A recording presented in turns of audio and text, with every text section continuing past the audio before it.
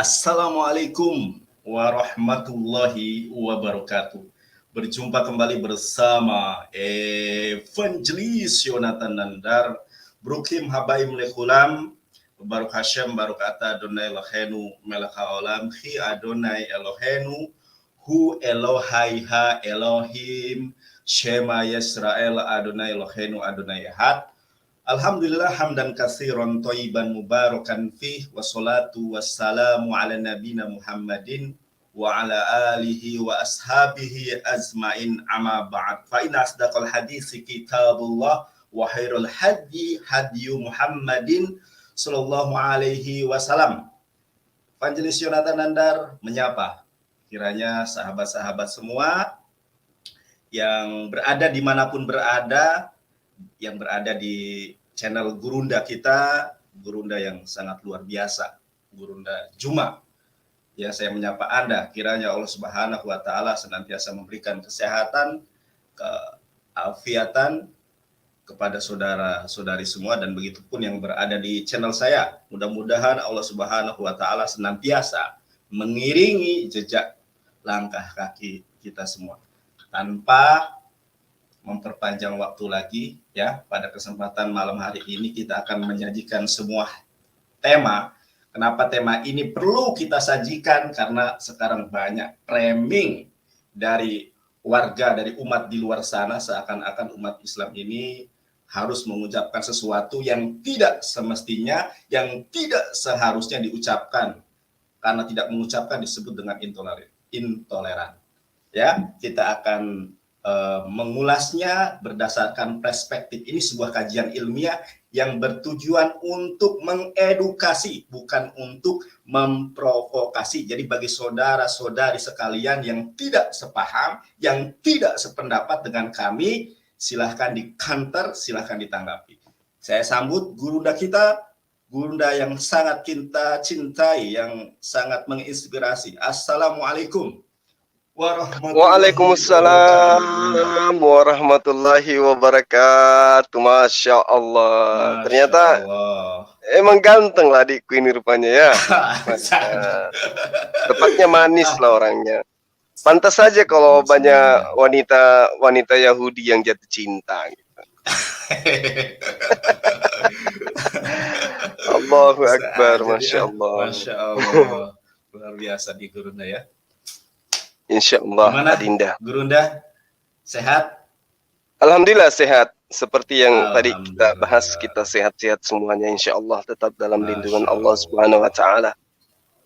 Luar biasa. Banyak penggemar Ustadz Gurunda Juma yang kemudian sebentar, apaan Gurunda ya? Ini kok ada yang...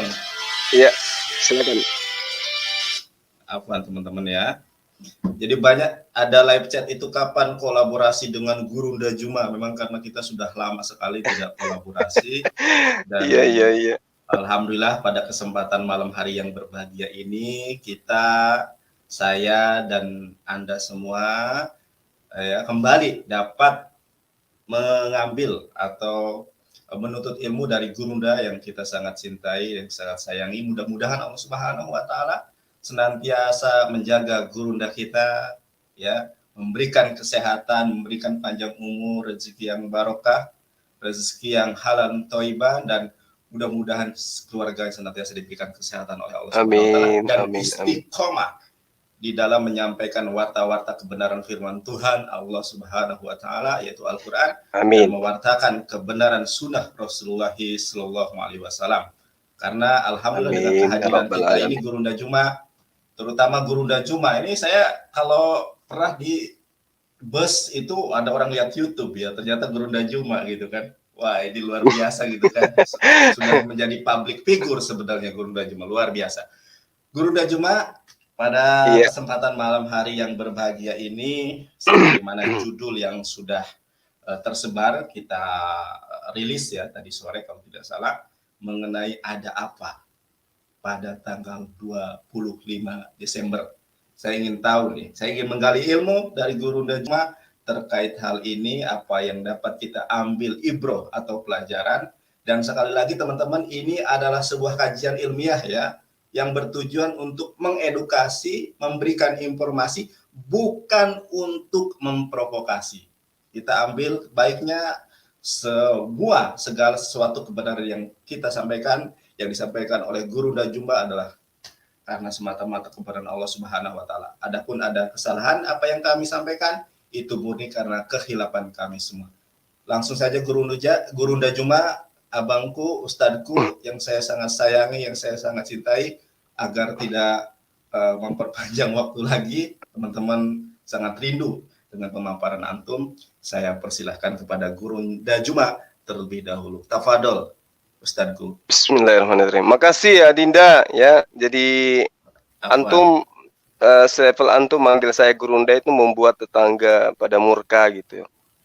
Ya, saya pun bingung, teman-teman di grup kok panggil Gurunda. Tapi iya, sebagai hiburan, alhamdulillah, masya Allah. Baik, saya mulai ya. Bismillahirrahmanirrahim. Alhamdulillahirabbil alamin, nahmaduhu wa nasta'inuhu wa nastaghfir wa na'udzu billahi min syururi anfusina wa min sayyiati a'malina, may yahdihillahu fala mudhillalah wa may yudlil fala hadiyalah. Allahumma shalli wa sallim ala sayyidina Muhammad wa ala alihi wa sahbihi ajma'in. Amma ba'd. Sahabat-sahabat sekalian, puji syukur kita panjatkan kehadirat Allah Subhanahu wa taala. Pada kesempatan yang sangat berbahagia ini, kita berkumpul bersama dengan salah satu pejuang ya, yang selama ini saya banyak menyimpan catatan dari paparan-paparan beliau, ya, di mana beliau selalu memberikan sebuah materi-materi yang menurut saya sebagai kristolog ada hal yang baru dan sangat penting untuk menjadi bekal di dalam perjalanan debat lintas agama. Sahabat-sahabat sekalian, tema kita ada apa dengan tanggal 25 Desember. Saya mengawali dengan membaca ayat suci Al-Qur'an, surah Al-Baqarah ayat 189. A'udzubillahi minasyaitonirrajim. Bismillahirrahmanirrahim. Yas'alunaka 'anil ahilla qul hiya mawaqitu linnas. Allah berfirman, mereka bertanya kepadamu ya tentang bulan sabit. Kul, katakanlah ya Muhammad, tentang bulan itu adalah penunjuk waktu bagi manusia. Ini yang ingin kita bahas pada malam hari ini terkait dengan tanggal 25 Desember ya, adalah merupakan sebuah tanggal yang mana menjadi momentum yang sangat berbahagia ya, sangat membahagiakan bagi teman-teman Kristen. Tetapi kita sebagai muslim harus menyadari posisi kita sebagai muslim dilihat dari kacamata Quran dan juga ajaran Rasulullah Muhammad sallallahu alaihi wasallam. Yas'alunaka 'anil ahilla qul hiya mawaqitu linnas. Kenapa saya membacakan dalil ini? Karena ketika kita berbicara mengenai hari, berbicara mengenai bulan, berbicara mengenai tahun, Al-Quran sudah memberikan teropong jelas kepada kita umat manusia. Kenapa di dalam ajaran agama Islam itu senantiasa ketika ingin masuk bulan suci Ramadan itu ada yang disebut hilal. Kenapa ada hilal? Kenapa harus ada penentuan kapan kita mulai tarawih? Kenapa kita ada penentuan kapan kita Idul Fitri? Ternyata Al-Quran sudah menerangkan jauh sebelum itu semua kita laksanakan. Ya, falikul isbah wa ja'alal lail sakana wasyamsa wal qamara husbana. Jadi jelas dia menyingsingkan pagi dan menjadikan malam untuk beristirahat dan menjadikan matahari dan bulan untuk perhitungan. Ternyata orang-orang dulu, sahabat-sahabat sekalian, itu melihat hari, bulan sebagai perhitungan, sebagai tanda-tanda. Dan kalau kita lebih jauh sebagai kristolog memahami, di dalam Kejadian 1 nomor 14 juga diterangkan. Berfirmanlah Allah, jadilah benda-benda penerang pada cakrawala untuk memisahkan siang dari malam. Biarlah benda-benda penerang itu menjadi tanda yang menunjukkan masa-masa yang tetap dan hari-hari dan tahun-tahun. Artinya sahabat-sahabat sekalian bahwa kitab dari Bani Israel dan juga kitabnya umat Islam untuk menentukan waktu itu terkait dengan apa yang kemudian disebut dengan benda-benda penerang di cakrawala. Apa itu? Bulan, matahari, dan juga bintang. Nah, siapa yang kemudian menggunakan alat ini di dalam prosesi agamanya, ya, untuk kemudian menentukan sebuah hari, sebuah bulan, sebuah tahun. Tentu mereka adalah ajaran samawi, ajaran yang berasal dari para nabi, yang kemudian mereka ajarkan kepada kaumnya. Nah, kembali kepada tema, sahabat-sahabat sekalian. Artinya ketika kita berbicara mengenai hari kelahiran orang yang kita muliakan, maka kita tidak bisa memutuskan bulan 1 Januari, itu terus bergulir. Gak bisa.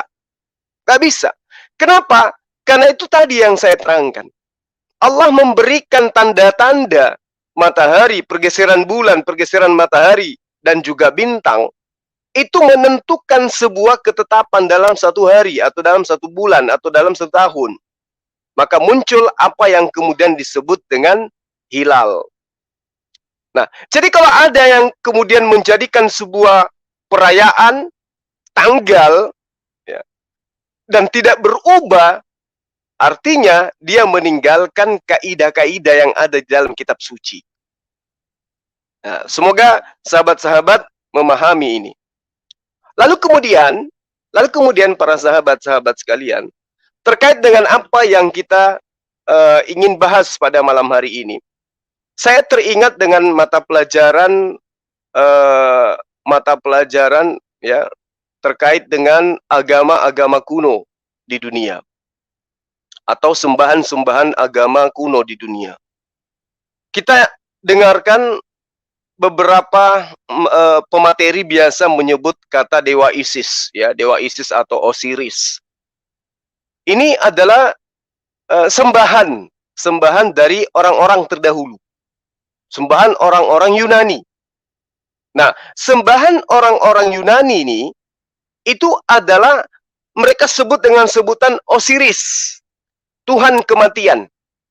Dan Tuhan ini yang mereka sebut dengan Osiris ini itu berkuasa di atas tanah Mesir. Dia lahir dari seorang perawan suci. Nah, ini juga dipercaya lahir tanggal 25 Desember. Jadi orang-orang Yunani merayakan tanggal 25 Desember sebagai hari kelahiran Hercules, putra daripada Alkmene. Nah, ini yang perlu kita pahami, bahwa putra daripada dari para Alkmene ini itu adalah hasil daripada perkawinan dengan dewa Zeus. Jadi dewa Zeus, ya, melakukan sesuatu bersama dengan dewa perempuan Alkmene, kemudian melahirkan seorang anak bernama Hercules, dan Hercules ini mereka peringati setiap tanggal 25 Desember. Dulu sebelum terganti dengan ajaran yang lebih besar dari ajaran penyembahan terhadap dewa Hercules atau Osiris. Nah, ini sumber bahwa ternyata orang-orang terdahulu terhadap tanggal 25 Desember itu memang jauh sebelum Nabi Isa alaihissalam diutus kepada Bani Israel, orang-orang penyembah pagan sudah merayakan tanggal 25 Desember. Misalnya, selain daripada dewa Osiris tadi, ada Adonis, ada Bakus, kemudian ada Horus. Banyak dewa-dewa di mana penganutnya itu, ya, memperingatinya pada tanggal 25 Desember. Sementara sahabat-sahabat sekalian, kalau kita melihat, ya, di antara pengabaran yang muncul kemudian dalam kitabnya teman-teman Kristen itu, sampai mengacu kepada tanggal 25 Desember, itu tidak ada titik terang yang menjelaskan itu. Belum lagi kalau kita melihat bagaimana perbedaan cerita tentang kelahiran seorang manusia bernama Yesus dalam kitabnya teman Kristen, baik itu Matius maupun Lukas, itu sangat berbeda. Jadi Yohanes, Markus itu tidak menceritakan tentang kelahiran Yesus ya. Sementara Matius, Lukas itu menceritakan tentang kelahiran Yesus. Nah, tentang kelahirannya Yesus di dalam kitab mereka, dalam tulisan mereka itu bertentangan. Berbeda antara satu sama yang lain. Nah, tapi bukan itu poinnya. Poinnya kemudian adalah dari manakah ajaran perayaan tanggal 25 ini? Perayaan tanggal 25 Desember. Kalau kita melihat, sahabat-sahabat, sedikit lagi ya, Dek ya. Sedikit lagi ya. Kalau banyak juga nggak apa-apa, Gurunda. Jadi kalau, makasih. Jadi kalau kita melihat, kalau kemudian Yesus Kristus yang sahabat Kristen sebut dengan Yeshua HaMashiach, itu nyata di dalam kitab mereka, tidak dilahirkan pada tanggal 25 Desember. Lalu siapa yang lahir pada hari itu? Nah, ini yang jadi masalah. Siapa yang lahir di tanggal 25 Desember ini kalau bukan Yesus Kristus? Nah, tadi saya sudah menyampaikan, sahabat-sahabat sekalian, bahwa pola di dalam menyampaikan atau memperingati, contoh misalnya Maulid Rasulullah Muhammad Sallallahu Alaihi Wasallam, itu tidak serta-merta tanggalnya sama, bulannya sama, tidak. Tapi dia bergulir. Kenapa? Karena Allah sudah menerangkan tentang tanda-tanda bulan, tanda-tanda bintang, tanda matahari. Begitu juga di kitabnya Bani Israel dan sampai hari ini itu berlaku.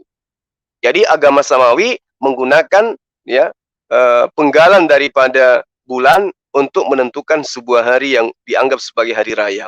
Berbeda dengan ajaran pagan. Mereka menentukan tanggal sekian, begitu terus sampai selama-lamanya. Jadi, nyata Yesus Kristus itu tidak lahir tanggal 25 Desember. Tetapi senantiasa diperingati tanggal 25 Desember itu. Siapa sebenarnya yang lahir pada tanggal itu? Nah, ini yang akan kita ulas. Mudah-mudahan nanti Adinda Jonathan Nandar bisa lebih melengkapi ya. Bahwa kata Natal itu sendiri kita lihat itu berasal dari bahasa Latin yang artinya lahir. Secara istilah, Natal itu berarti upacara yang dilakukan oleh orang-orang Kristen di dalam memperingati hari kelahiran Yesus yang kemudian mereka jadikan sebagai Tuhan. Nah, kalau kita lihat peringatan Natal itu baru diadakan pada masa Paus Liberius di abad ketiga antara tahun 325 sampai 355. Yang kemudian pada perayaan itu mereka menetapkan tanggal 25 Desember sebagai hari lahirnya Tuhan mereka. Nah, ini juga merupakan momentum penyembahan Dewa Matahari. Nah, ini tidak bisa kita pungkiri, teman-teman Kristen pungkiri, tidak bisa. Karena mereka kalau mengatakan, oh tidak, silakan aja Anda bertanya kepada ahli sejarah. Bagi orang Romawi, tanggal 25 Desember itu, mereka rayakan sebelum adanya Kristen itu dengan sebutan apa? Dengan perayaan apa? Begitu juga orang Yunani. Tanggal 25 Desember itu mereka rayakan sebagai hari apa? Begitu juga orang-orang Mesir kuno yang mereka memiliki kepercayaan politeisme. Tanyakan kepada mereka, para ahli sejarah, tanggal 25 Desember itu mereka peringati dengan hari lahirnya siapa. Begitu juga orang Cina, orang India juga demikian. Coba aja tanya. Mereka mengenal tanggal 25 Desember itu sebagai hari apa? Hari kelahiran siapa. Maka semua akan terurai di sana. Nah, penetapan kemudian tanggal 25 Desember sebagai hari kelahiran Yesus, sebenarnya, sahabat-sahabat sekalian, itu bukanlah perintah Yesus dan tidak ada di dalam hasil investigasi dari penulis-penulis kitab yang dikanon. Tidak ada. Ya.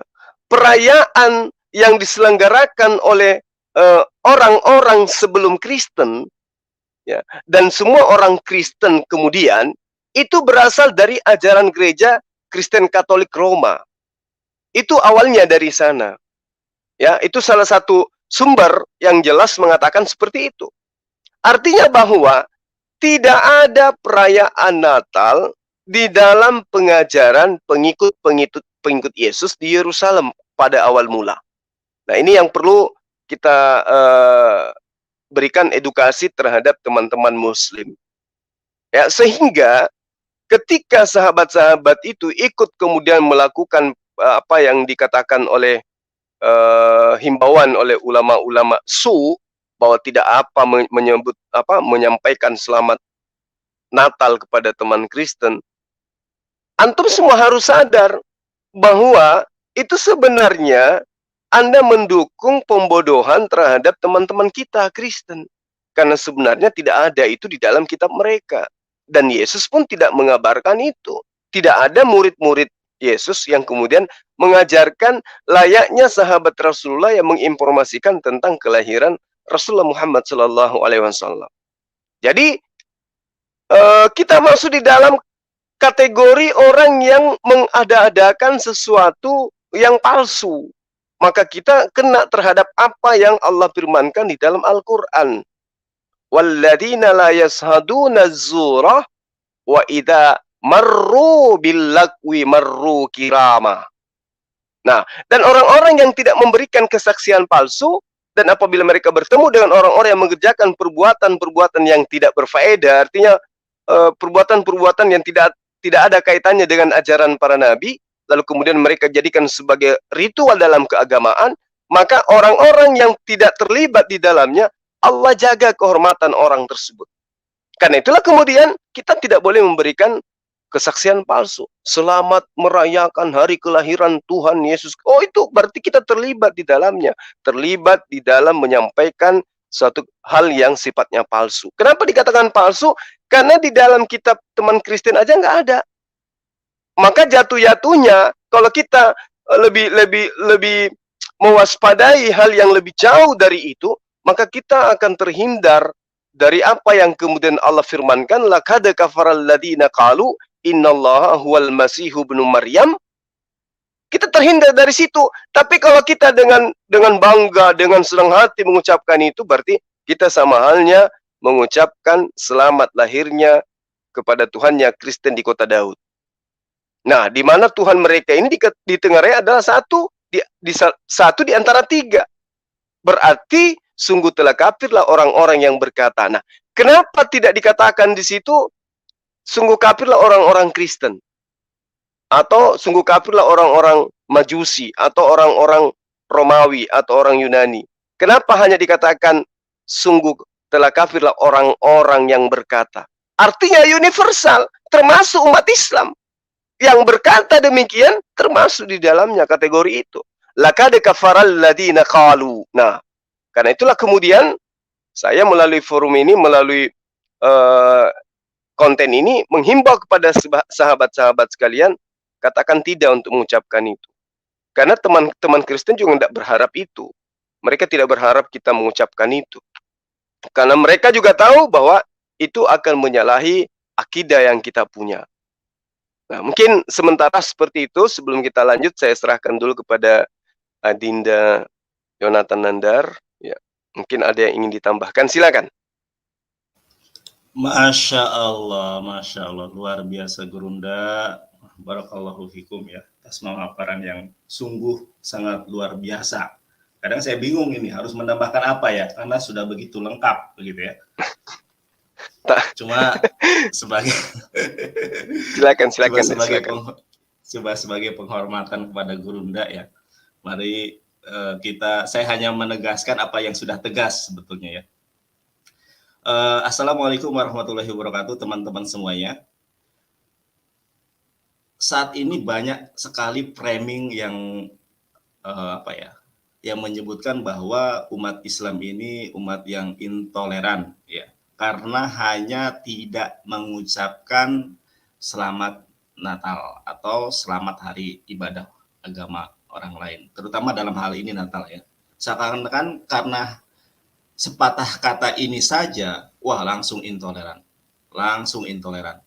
Padahal makna toleransi itu adalah kita menghargai apa yang mereka lakukan, kita tidak mengganggu perayaan apa yang mereka lakukan, begitupun mereka.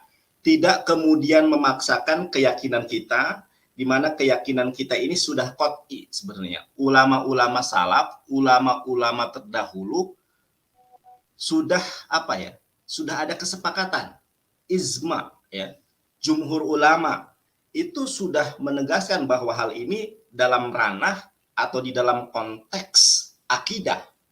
Nah, saya akan share kepada teman-teman semua di dalam Quran surat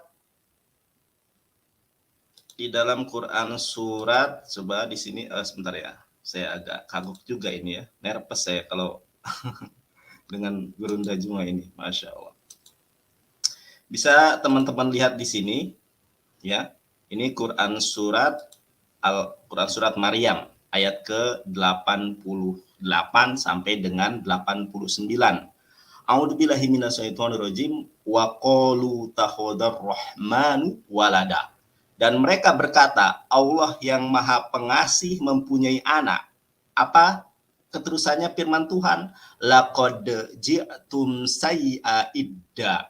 Sungguh kamu telah membawa sesuatu yang sangat mungkar, ya. Takadus samawatu yatafattarna minhu wa tanshaqqul ardu wa takhirul jibalu hadda. Hampir saja langit terpecah, saudara. Hampir saja langit pecah dan bumi terbelah dan gunung-gunung runtuh karena ucapan itu. Anda'walir rahmani walada, karena mereka menganggap Allah yang Maha Pengasih mempunyai anak.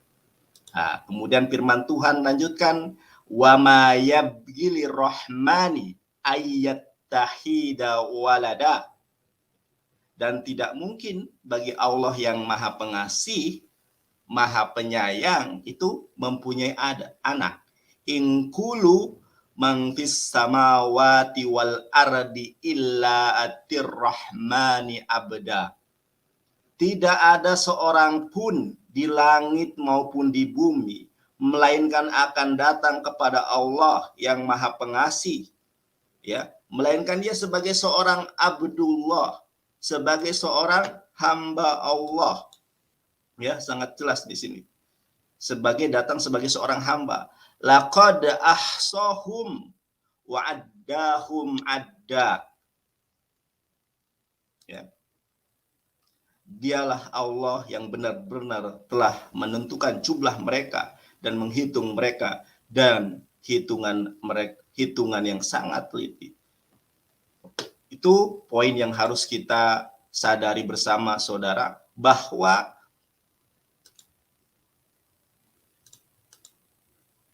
pengucapan selamat hari Natal, selamat hari kelahiran anak Tuhan ini bertentangan dengan akidah menurut jumhur ulama salaf. Jadi kalau ada seorang yang kemudian membolehkan pengucapan selamat Natal itu bertentangan dengan Al-Quran, bertentangan dengan sunnah, hanya ulama-ulama yang kontemporer saja yang kemudian ada membolehkan. Dan Anda tahu sendiri bahwa Rasulullah SAW pernah bersabda terkait hal ini. Banyak di akhir zaman itu ulama-ulama ulama-ulama yang jahat yang akan menyesatkan kaum muslimin wal muslimat. Jadi sudah jelas ya, ini sudah qat'i dalilnya. Dan di zaman Rasulullah SAW tidak pernah mempermasalahkan hal ini, karena ini sudah bagian dari akidah. Jangankan mengucapkan selamat Natal, saudara. Kita mengucapkan salam, assalamualaikum kepada orang di luar Tuhan, orang di luar Islam, itu nggak boleh. Mana dalilnya? Kita akan share kepada saudara-saudari sekalian.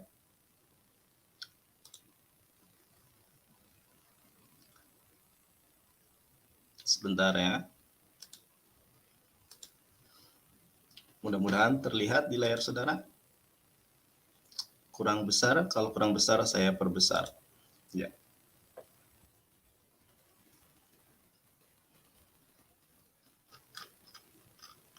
Oke.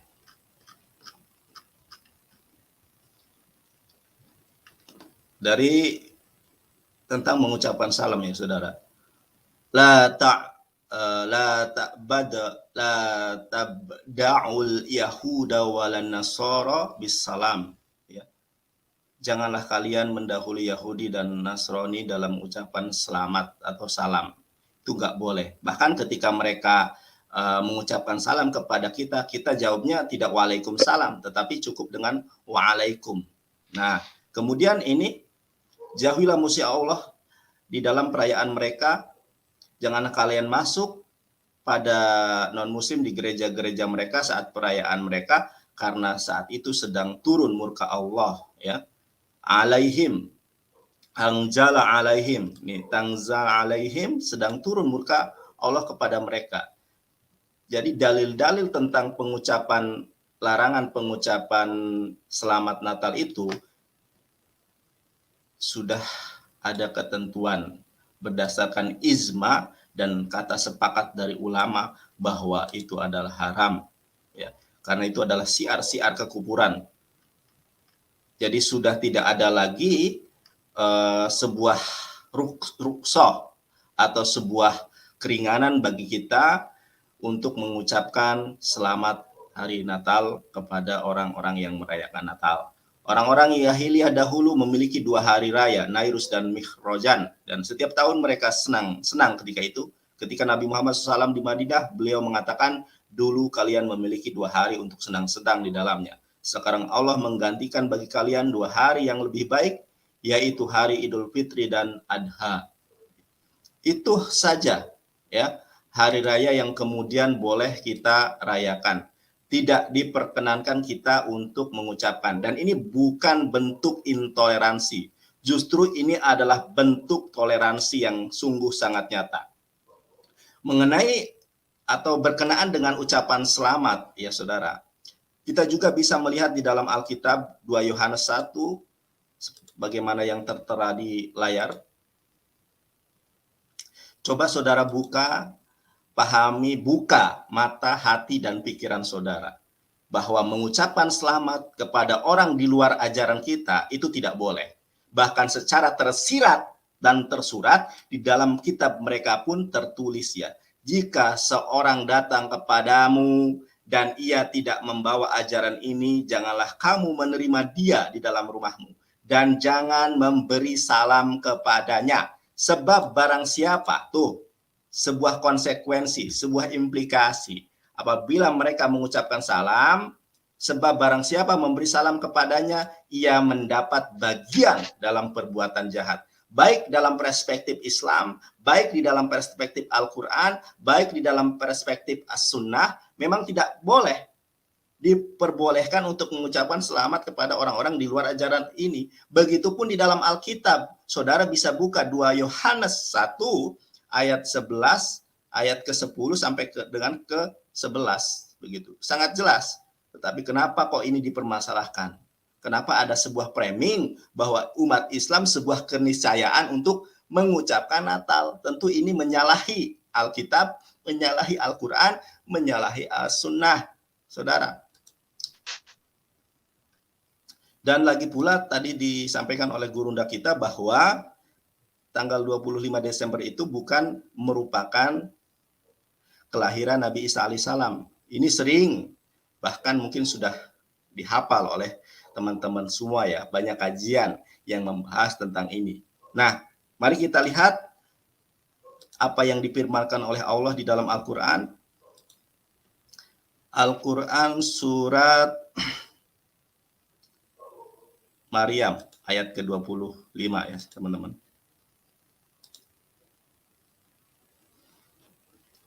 Al-Quran surat Maryam ayat ke-25. A'udzubillahi minasyaitonirrajim. Wa hujziya, ya, wa hujzi ilaiki bizid'in nahlati tusakkit alaiki rutofan zaniya. Dan goyanglah pangkal pohon kurma itu ke arahmu, niscaya pohon itu akan menggugurkan buah kurma yang masak kepadamu. Secara tersirat inilah, ya, sebuah peristiwa ketika Nabi Isa alaihissalam dilahirkan. Nabi Isa alaihissalam dilahirkan bukan di zaman salju, bukan di zaman ketika turunnya salju, akan tetapi Nabi Isa alaihissalam dilahirkan ketika kurma sedang masak, ya. Makanya di sini katakan rutoban jania, maka berguguranlah buah kurma yang masak kepadamu. Nah, sering mereka katakan di Israel mana ada pohon kurma. Di Israel mana ada pohon kurma, di Yudea mana ada pohon kurma. Mari kita buktikan ya. Ternyata menurut fosil yang telah kita ketahui bersama terdapat pohon kurma. Di mana buktinya, di mana dasarnya? Saya akan share sebentar.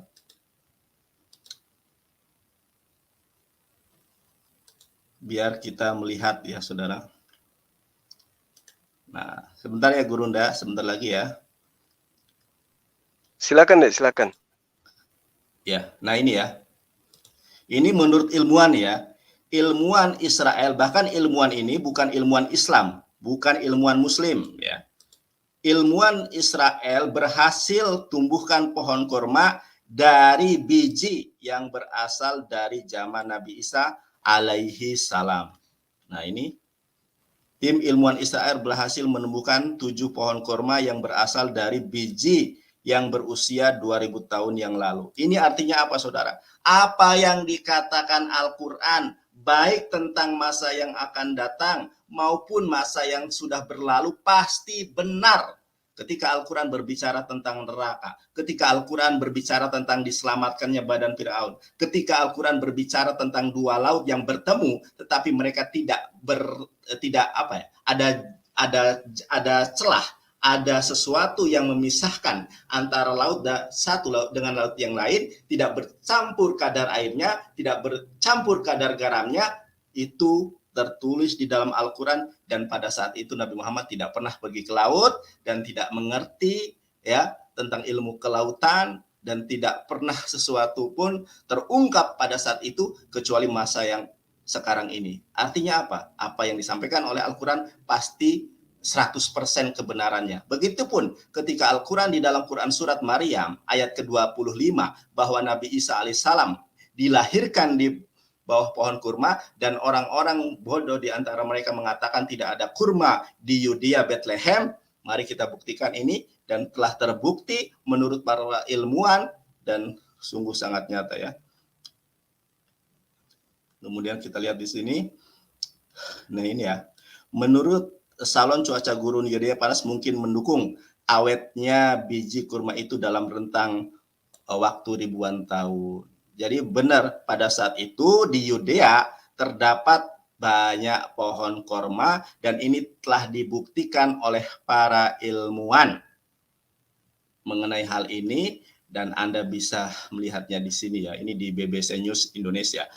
Dan terakhir saya akan menyampaikan sebuah ayat yang mengindikasikan bahwa Nabi Isa alaihissalam memang betul lahir di bawah pohon kurma, dan tentu ini mengindikasikan bahwa Nabi Isa alaihissalam tidak lahir di bulan Desember, apalagi di musim salju. Ayat terakhir sebelum saya akhiri statement saya ini, saudara, kita buka di sini 2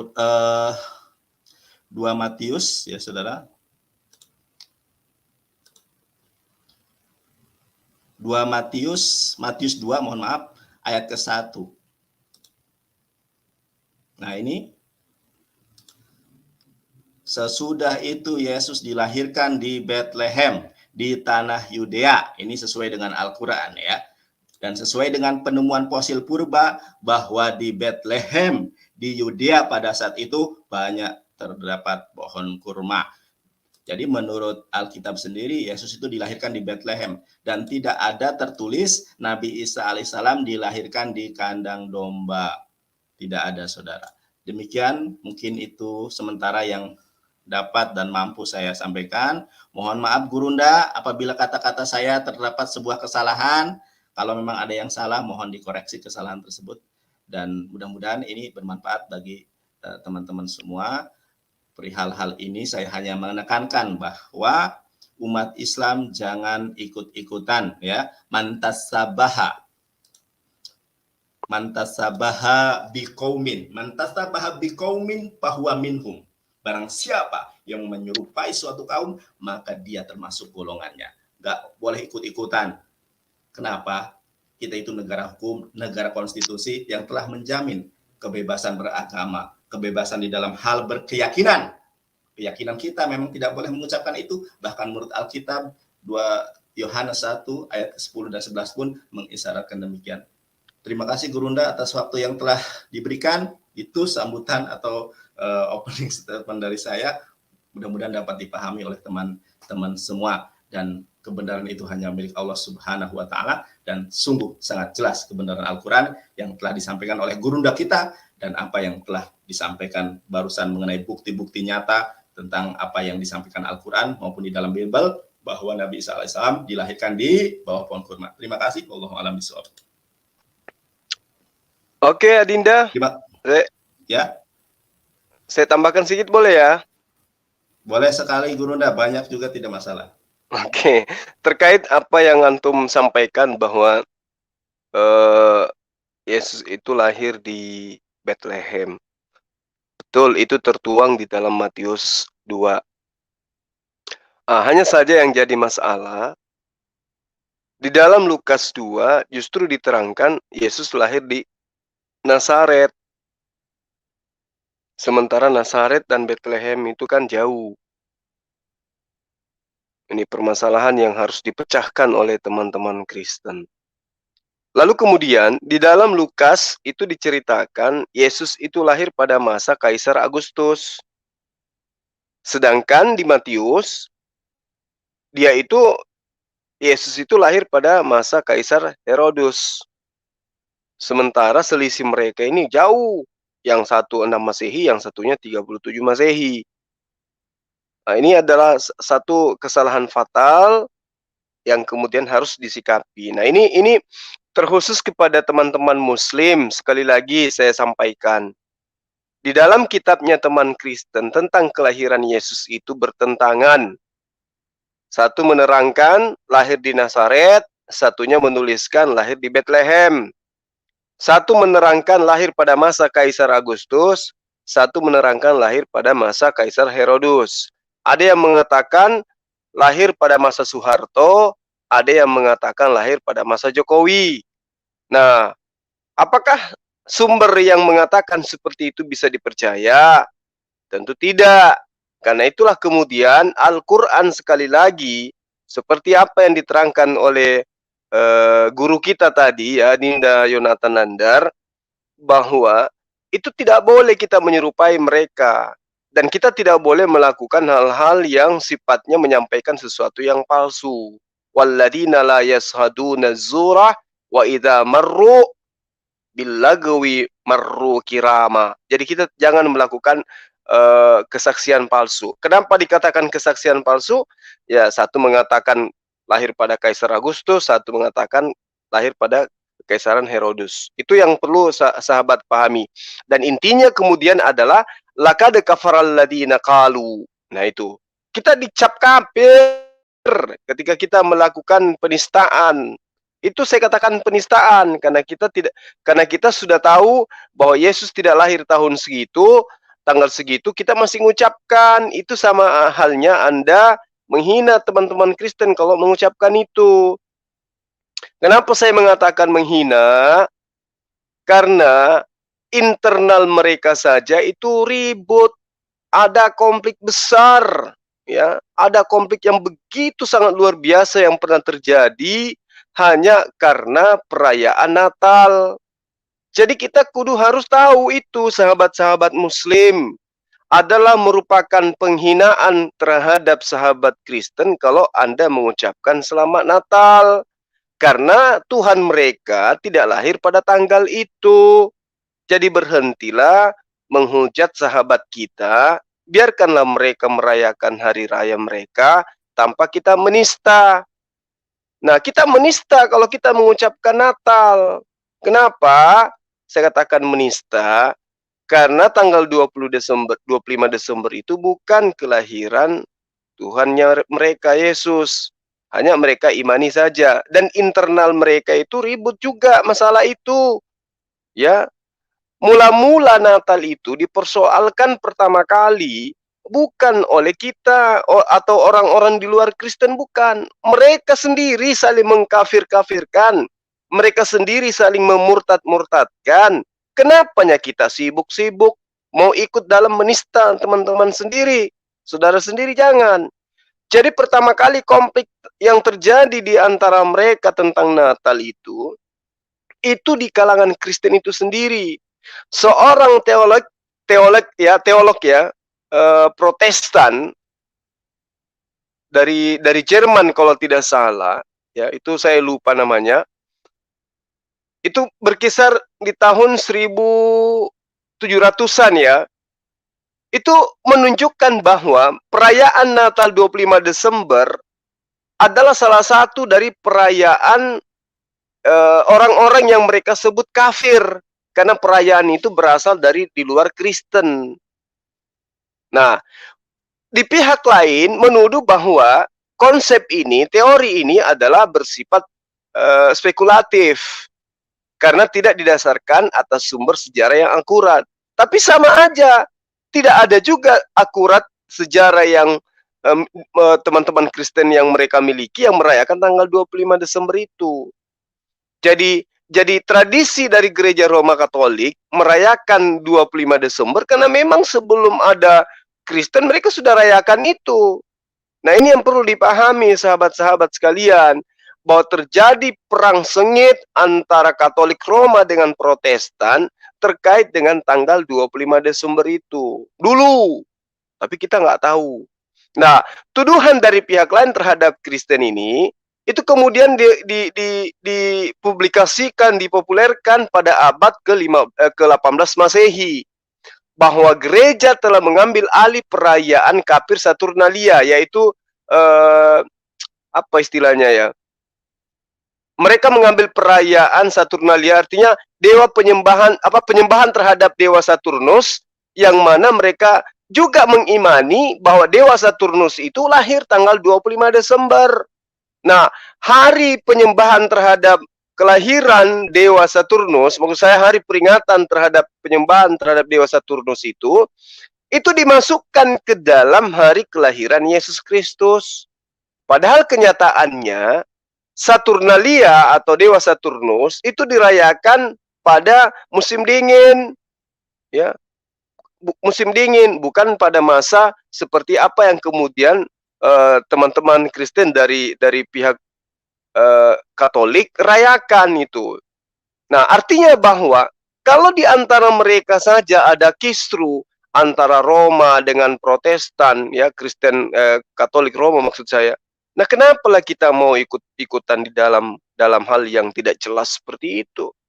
Hanya untuk mendapatkan sanjungan gitu. Hanya dianggap supaya kita itu toleransi gitu. Tidak, toleransi itu tidak begitu. Toleransi itu adalah agamamu untukmu, agamaku untukku. Itu yang disebut toleransi. Kita jangan mengajarkan agama kita ke mereka. Ya. Dalam arti kata kita memaksakan. Kalau menyampaikan tidak apa-apa. Sama halnya mereka menyampaikan ke kita tentang keyakinan mereka, itu tidak apa-apa. Tapi mereka tidak boleh memaksakan ajaran mereka itu ke kita, nggak boleh. Nah, itulah yang disebut Al-Quran, lakum dinukum waliyadin. Nah, kita jangan kemudian unyu-unyu datang mengucapkan. Kenapa? Karena hukumannya berat. Laqad kafaral ladina qalu. Coba. Kan nyata, sahabat-sahabat. Analisanya kan jelas. Bahwa kenapa mereka merayakan tanggal 25 Desember? Karena sebagian dari teman Kristen meyakini Yesus lahir tanggal itu. Nah, Yesus ini siapa? Yesus ini adalah Tuhan bagi mereka. Nah, kalau kita mengucapkan selamat atas kelahiran Tuhan mereka, berarti kita sama aja mengatakan Tuhan mereka itu adalah benar-benar satu di antara tiga Tuhan. Artinya bahwa kita melakukan kesalahan yang sangat-sangat fatal gitu loh. Kita ngajarin mereka untuk mengukuhkan iman mereka, sementara kita sudah tahu itu adalah merupakan sebuah kesalahan. Kesalahan menurut dari golongan mereka sendiri, dan kesalahan menurut dari Al-Quran. Nah, tadi saya sudah menggambarkan bagaimana kemudian Matius menjelaskan, bagaimana juga Lukas menjelaskan dua pernyataan yang berbeda terhadap kelahiran Yesus. Nah, kok tiba-tiba kita yang Muslim ini mau masuk ke ranah itu mengucapkan selamat Natal? Jadi tidak usah. Nggak perlu. Mereka sahabat Kristen juga tidak membutuhkan ya ucapan Natal dari kita. Iman mereka tidak luntur kalau kita tidak mengucapkan selamat Natal, dan juga iman mereka tidak makin bertambah kalau kita mengucapkan itu. Jadi sedikit saya mengatakan ya, sahabat-sahabat sekalian, dari abad pertama sampai abad keempat Masehi, itu kita harus tahu secara sejarah. Dunia dikuasai oleh kekuasaan Romawi. Yang mana pada abad-abad ini, ya, kekuasaan Romawi ini, itu mereka menganut ajaran politeisme. Politeisme sendiri adalah ajaran pagan. Saya ulang. Pada abad pertama sampai abad keempat, dunia itu dikuasai oleh kekuasaan Romawi, yang mana Romawi ini menganut ajaran pagan politeisme. Nah, kita perlu tahu, tolong dicermati pernyataan saya. Kita Muslim kudu wajib tahu bahwa ketika Romawi yang adalah penganut pagan politeisme berkuasa di atas muka bumi ini, salah satu titik sentral kekuasaan mereka itu adalah tanah Yudea, Nazaret, Bethlehem, di mana Yesus lahir, di mana Yesus mendakwakan ajaran tauhidnya. Jadi Yesus hanya segelintir orang, hanya satu orang yang memiliki pengikut sedikit, masuk di tengah-tengah penganut paganisme yang menguasai dunia. Sehingga Yesus bukan apa-apa dibandingkan kekuasaan Romawi pada masa itu. Nah, ketika agama Kristen masuk ke abad keempat, rakyat Romawi yang awalnya adalah agama paganisme, itu tidak mampu meninggalkan adat istiadat leluhur mereka, termasuk budaya penyembahan berhala mereka. Maka dari itulah kemudian pesta rakyat untuk memperingati kelahiran Dewa Matahari yang jatuh pada tanggal 25 Desember yang dirayakan oleh penguasa paganisme kala itu, yaitu Kekaisaran Romawi, tidak dihilangkan ketika ajaran Kristen dikawinkan dengan ajaran Kekaisaran Romawi. Tolong dicatat ini baik-baik. Tolong dicatat baik-baik. Bahwa abad pertama di mana Yesus mengajarkan ajarannya, dia datang di tempat, di lokasi, di area, di wilayah, di mana wilayah tersebut dikuasai oleh penjajah yang menganut ajaran paganisme politeisme. Penyembahan banyak dewa-dewa. Dan dewa tertinggi adalah Dewa Matahari. Nah, penjajah pada masa itu sudah merayakan tanggal 25 Desember. Nah, apakah Yesus pernah merayakannya? Tidak. Yesus kemudian diambil untuk didudukkan kepada posisi dewa mereka, sehingga yang tadinya diperingati hari raya Dewa Matahari berubah menjadi hari kelahiran Yesus Kristus. Jadi sahabat, agar ajaran Kristen ini diterima dalam kehidupan masyarakat pada masa itu, maka diadakanlah perpaduan antara agama dan budaya yang kemudian disebut sinkretisme. Ya, sinkretisme maksud saya. Ini teman-teman, utamanya anak-anak muda Islam harus tahu, harus ngerti ini sejarah, harus paham benar ini sejarah. Saya kasih analisa sederhana. Nusantara kita dijajah oleh penganut ajaran paganisme misalnya. Kemudian di tengah-tengah penjajahan paganisme yang menguasai Nusantara ini, muncul si Pitung. Si Pitung mengajarkan la ilaha illallah. Tapi si Pitung tidak berdaya karena pengikutnya cuma seberapa orang. Sementara ya, wilayah di mana dia mengajarkan la ilaha illallah itu dikuasai ajaran pagan. Maka kemudian ketika si pitung berhasil dilenyapkan, ajaran penguasa ini kemudian itu dikawinkan dengan ajaran si pitung. Gitu loh. Itu yang terjadi. Ya, mudah-mudahan dengan gaya bahasa seperti ini, adik-adik saya, anak-anak saya di luar sana itu bisa memahami. Sehingga pada tahun 325 Masehi, negara yang berkuasa pada saat itu adalah Konstantinopel, kemudian menetapkan tanggal 25 Desember adalah hari kelahiran anak Tuhan, yang kemudian mereka sebut dengan sebutan Yesus. Ya, mereka memutuskan hari Minggu adalah hari matahari, yang tadinya adalah hari Sabat. Jadi hari Sabat diganti menjadi hari Minggu.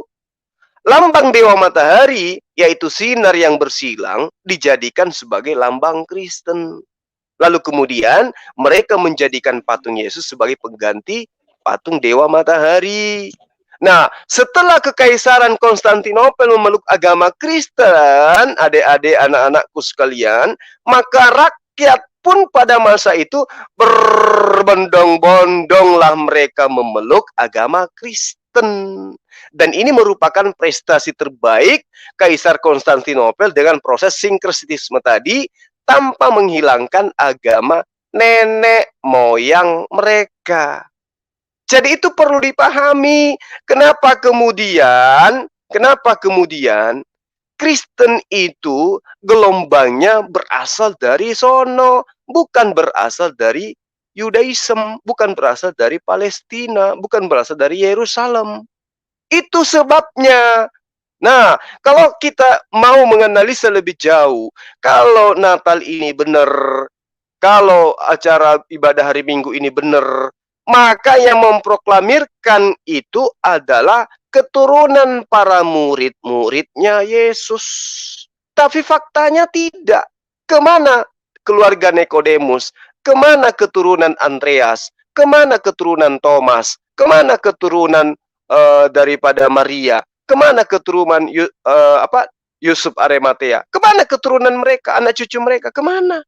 Sementara mereka dijanji oleh Allah akan beranak cucu yang banyak. Nah, mana mereka ini? Kenapa nggak menjadi tidak menjadi pelopor daripada ajaran Natal? Ayo, kemana mereka? Mereka dibasmi karena mereka, di antara mereka ada mengajarkan tentang la ilaha illallah. Yesus itu hanya utusan Tuhan. Nah, inilah kemudian mereka sebut dan golongan Arius. Ya, mudah-mudahan saya tidak salah. Mereka dibasmi sebelum terjadi konsili 325 Masehi, diproklamirkanlah di situ kemudian Yesus itu adalah Tuhan. Dia adalah firman yang inkarnasi menjadi Tuhan itu sendiri. Jadi sekali lagi saya katakan, abad pertama sampai abad keempat, daerah tempat Yesus berdakwah itu dikuasai oleh ajaran paganisme, yaitu politeisme, penyembahan banyak dewa. Maka hari ini, kalau kita melihat ada Trinitas, ada Tritunggal, itu wajar. Kenapa? Karena ini adalah ajaran yang dianut oleh penguasa, penjajah, yang mereka sebut dengan Kekaisaran Romawi. Saya kira begitu, sahabat-sahabat sekalian, ini sudah sangat jelas, sehingga janganlah kemudian kita kena terhadap teguran Allah. Laqad kafaral ladzina qalu innallaha wal masihu ibnu Maryam wa qalal masihu ya bani Israil an ibudullah rabbi wa rabbakum innahu may yusyrik billah faqad harramallahu alaihil jannah wa ma'wahun nar wa ma lizalimina min ansar. Jadi jangan sekali-kali kita mengucapkan sesuatu yang merupakan pernyataan-pernyataan palsu terkait terhadap keyakinan sahabat-sahabat kita di luar sana. Berhenti, stop. Anda tidak berubah menjadi lebih ganteng kalau Anda mengucapkan itu. Dan Anda tidak menjadi jelek kalau Anda tidak mengucapkan itu. Tetap aja Anda akan ganteng dan cantik menjadi umat Rasulullah Muhammad SAW yang soleh dan soleha tanpa mengucapkan selamat hari raya layaknya perayaan yang telah dilakukan oleh orang-orang pagan jauh sebelum ajaran Kristen itu diproklamirkan menjadi sebuah ajaran resmi. Demikian, silakan Adinda Yonatan Nandar. Masya Allah, luar biasa Gurunda pemaparannya. Masya Allah, barakallahu fikum. Tadi menurut Gurunda bahwa di dalam kekristenan sendiri banyak yang tidak merayakan Natal. Jadi ini penegasan teman-teman ya. Di dalam denominasi kekristenan itu menganggap bahwa Natal ini memang bukan bagian dari peribadatan, liturgi atau sakramen mereka. Salah satu di antaranya ini adalah Kristen Advent ya. Kristen Advent tidak mengenal ritual, liturgi, sakramen tentang Natal karena menurut gereja Advent Yesus tidak dilahirkan tanggal 25 Desember. Begitupun saksi-saksi Yehova ya, tidak menganggap hal itu. Jadi mereka objektif, mereka berpegang teguh kepada konsep, kepada Alkitab mereka yang memang tidak terdapat di dalam Alkitab mereka bahwa Yesus Al-Masih lahir tanggal 25 Desember. Masih banyak denominasi, bahkan para pendeta yang familiar juga, Ezra Soru dan lain sebagainya, itu juga pernah mengatakan hal yang jujur bahwa Nabi Isa alaihissalam atau Yesus Al-Masih tidak dilahirkan di bulan Desember. Masya Allah. Terima kasih Gurunda. Di sini sudah hadir ada guru kita, Gurunda Ustadz Unggul Sudrajat, ada Bang Suaib, Bang Limin, rame yo. Ada ya seger-seger Gurunda. Nah, soalnya tadi saya sambil nutup mata ini Juma sama Nandar ini botolnya minta ampun.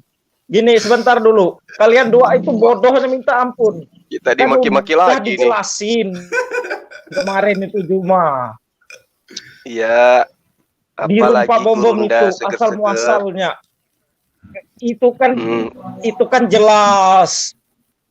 Literatur sejarahnya dijelasin semua.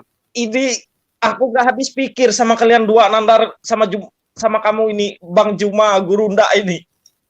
Gimana ceritanya kamu itu nggak nyampai otakmu Juma? Dasar emang nggak nyampai. Kuakui Juma.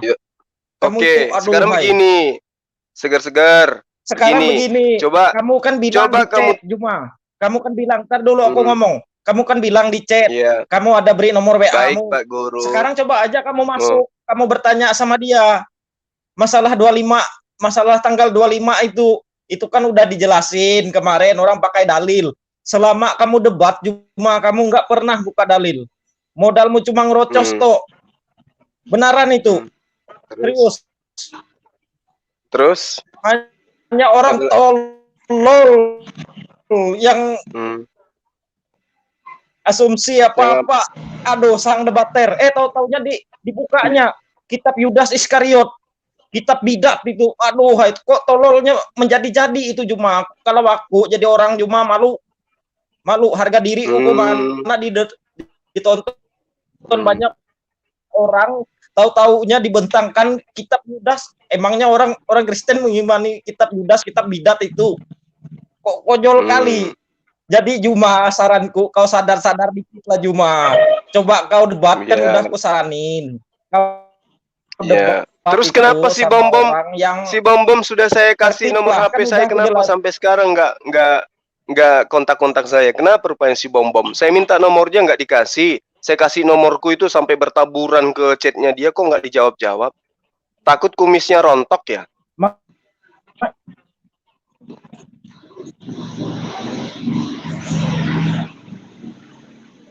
Saya katakan ya, segar-segar sampaikan kepada Bom. Sampaikan kepada beliau. Selama dia masih menggunakan buku yang hanya hasil revisian, dia tidak ada apa-apanya. Dia malah coba aja kamu masuk ke room dia pakai mak kau. Kalau kawan, kalau saya masuk, saya tidak bisa live-kan channel saya. Itu masalahnya. Saya masuk kalau dia gunakan Zoom, tapi kan ini dia tidak gunakan Zoom. Nanti ku bilang gitu. Udah, saya sudah bilang itu, sudah sering saya sampaikan kalau mau masuk ke Zoom netral, kita live sama-sama. Tapi jangan menyesal kalau jemaahnya kabur semua karena debat dengan saya. Enggak lah, siapa yang nyesel? Buktinya Juma. orang murtad Ya. banyak di daerahku ini. Ada cewek cantik murtad cuma sering nonton ini beneran. Kalau bisa besok ku kasih lihat video, ku kirim di WA mu nanti. Kalau kamu nggak percaya. Dulu aja kita orang Nusantara ini diberondong sama bedil, nggak ada murtad, apalagi sekarang. Itu cuma jaga. Iya. Jadi kau harus tertib cuma pakai dalil. Masih mending Aristo dari kamu cuma kalau debat. Tapi aku bingung cuma sama kamu dayang-dayangmu ini loh yang selalu bela kamu, bingung aku cuma. Makanya kata sang debater itu Assalamualaikum warahmatullahi jadi begoder. wabarakatuh. Assalamualaikum warahmatullahi wabarakatuh. Waalaikumsalam warahmatullahi wabarakatuh. Segar-segar ada nggak di Yerusalem hari ini Laila Tof, ya Ismail. sinagog yang merayakan Natal, ada nggak? Laptop. Sip. Ceger-ceger.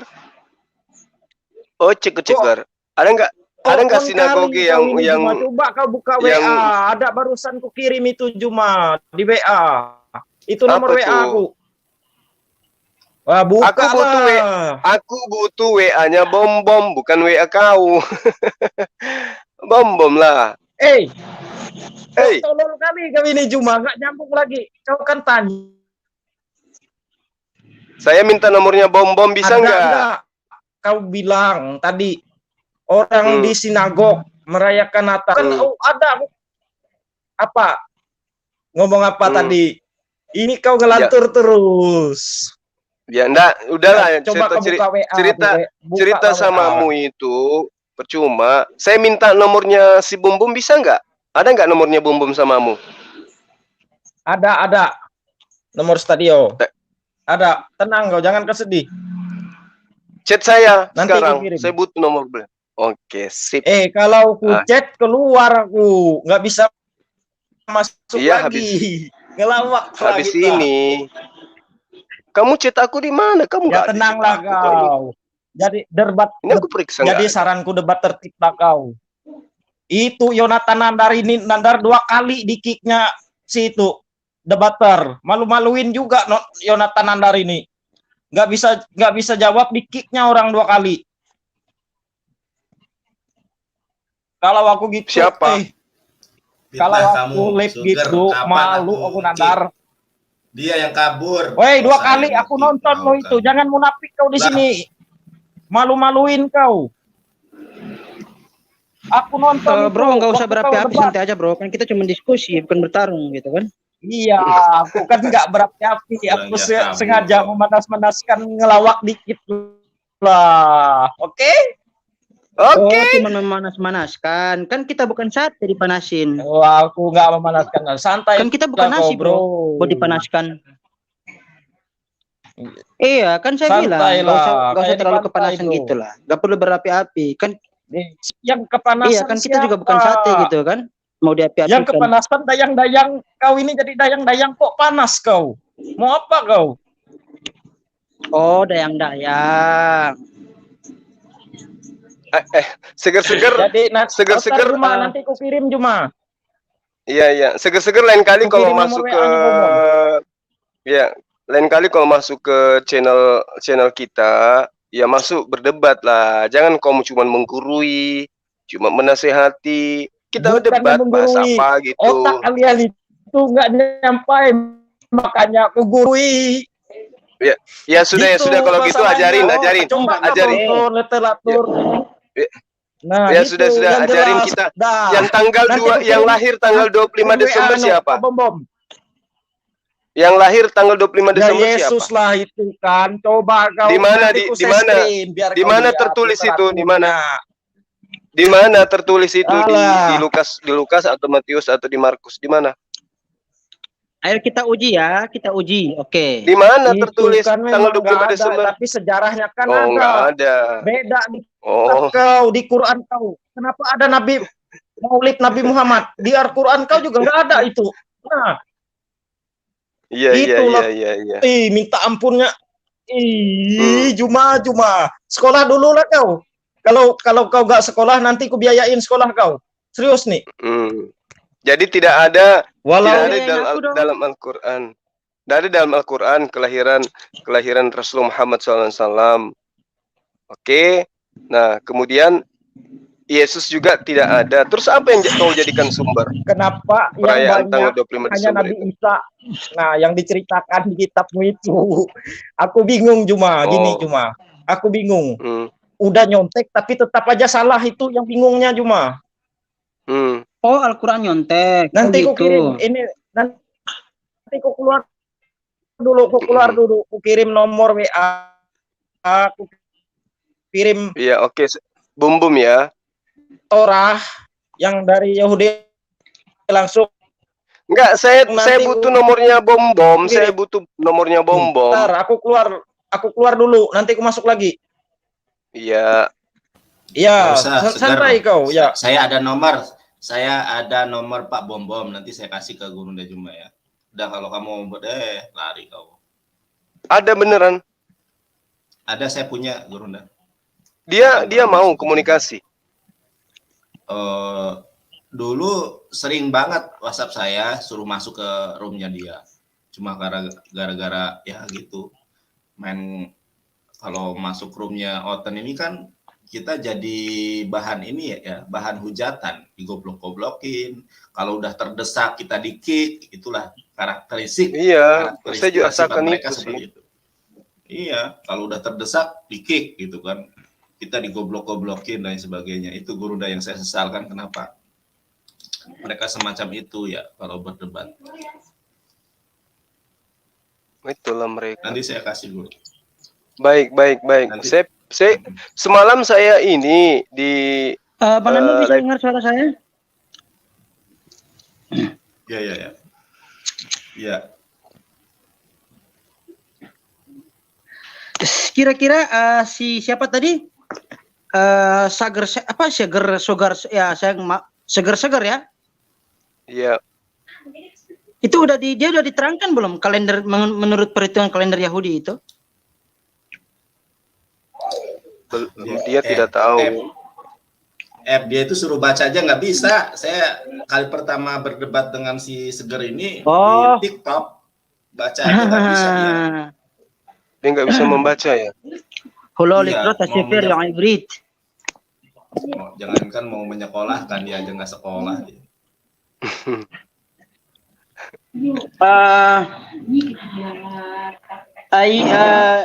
Bang Nanar, Anirat se likro luk perek alef. Seliha. Bebakasa. Antar. Rakrega. Mungkin kita perlu menghitung ya menggunakan penanggalan Yahudi ya. Nih, ntar aku share aja nih. Memang kalau menurut penanggalan Yahudi, Yesus itu lahir bukan di bulan ini ya, bukan di bulan Agustus. Ya. Oke, mari kita lihat ya. Bisa tampilkan kalender Yahudi? Kalender Ibrani. Ya, nih ya. Yes, Nabi Isa ini kan menurut Matius 1 ayat 26 atau berapa saya lupa ya. Itu ditemui oleh malaikat Jibril pada bulan ke-6. Maryam ini diberikan janin pada bulan ke-6. Bulan ke-6 ini kan bulan Elul. Kalau dihitung 9 bulan itu lahirnya pada bulan Juni. Kalau lahir pada bulan Desember atau bulan Kislev itu prematur, cuma berapa bulan ya? Cuma 1, 2, 3, 4 bulan.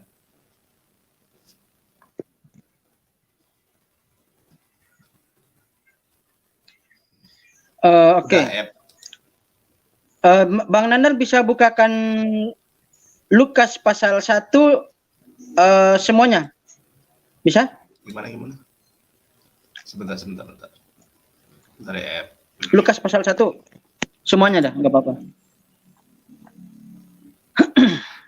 Wah, ini saya sapa dulu. Assalamualaikum Gurunda, Assalamualaikum Pasat Unggul dan semuanya. Waalaikumsalam warahmatullahi wabarakatuh. Waalaikumsalam warahmatullahi wabarakatuh. Brother Suaib. Gimana Gurunda, kita lanjut dulu atau gimana Wah, Gurunda? keren, Bang. Atau ini Sueb? Boleh, silakan, silakan. Sueb ya. Sueb Ya. berapa tadi? Sebentar ya. Lukas pasal 1, Bang. Sebentar ya. Bentar ya, aku tadi sudah tertutup Alkitabnya. Jangan sebut Alkitab lagi dong. Kan kita udah nggak pakai Biblos. itu. Pakainya Siap, ya, Biblos, Bible atau Biblos Gospel. atau Itu milik gospel. kita itu yang mereka curi. Siap, Gurunda. Biblos ya. Biblos. Lukas berapa? Lukas berapa? Lukas 1 semua. Lukas 1 tapi semua, bukan dalam versi semua. Ya. Oke. Saya share.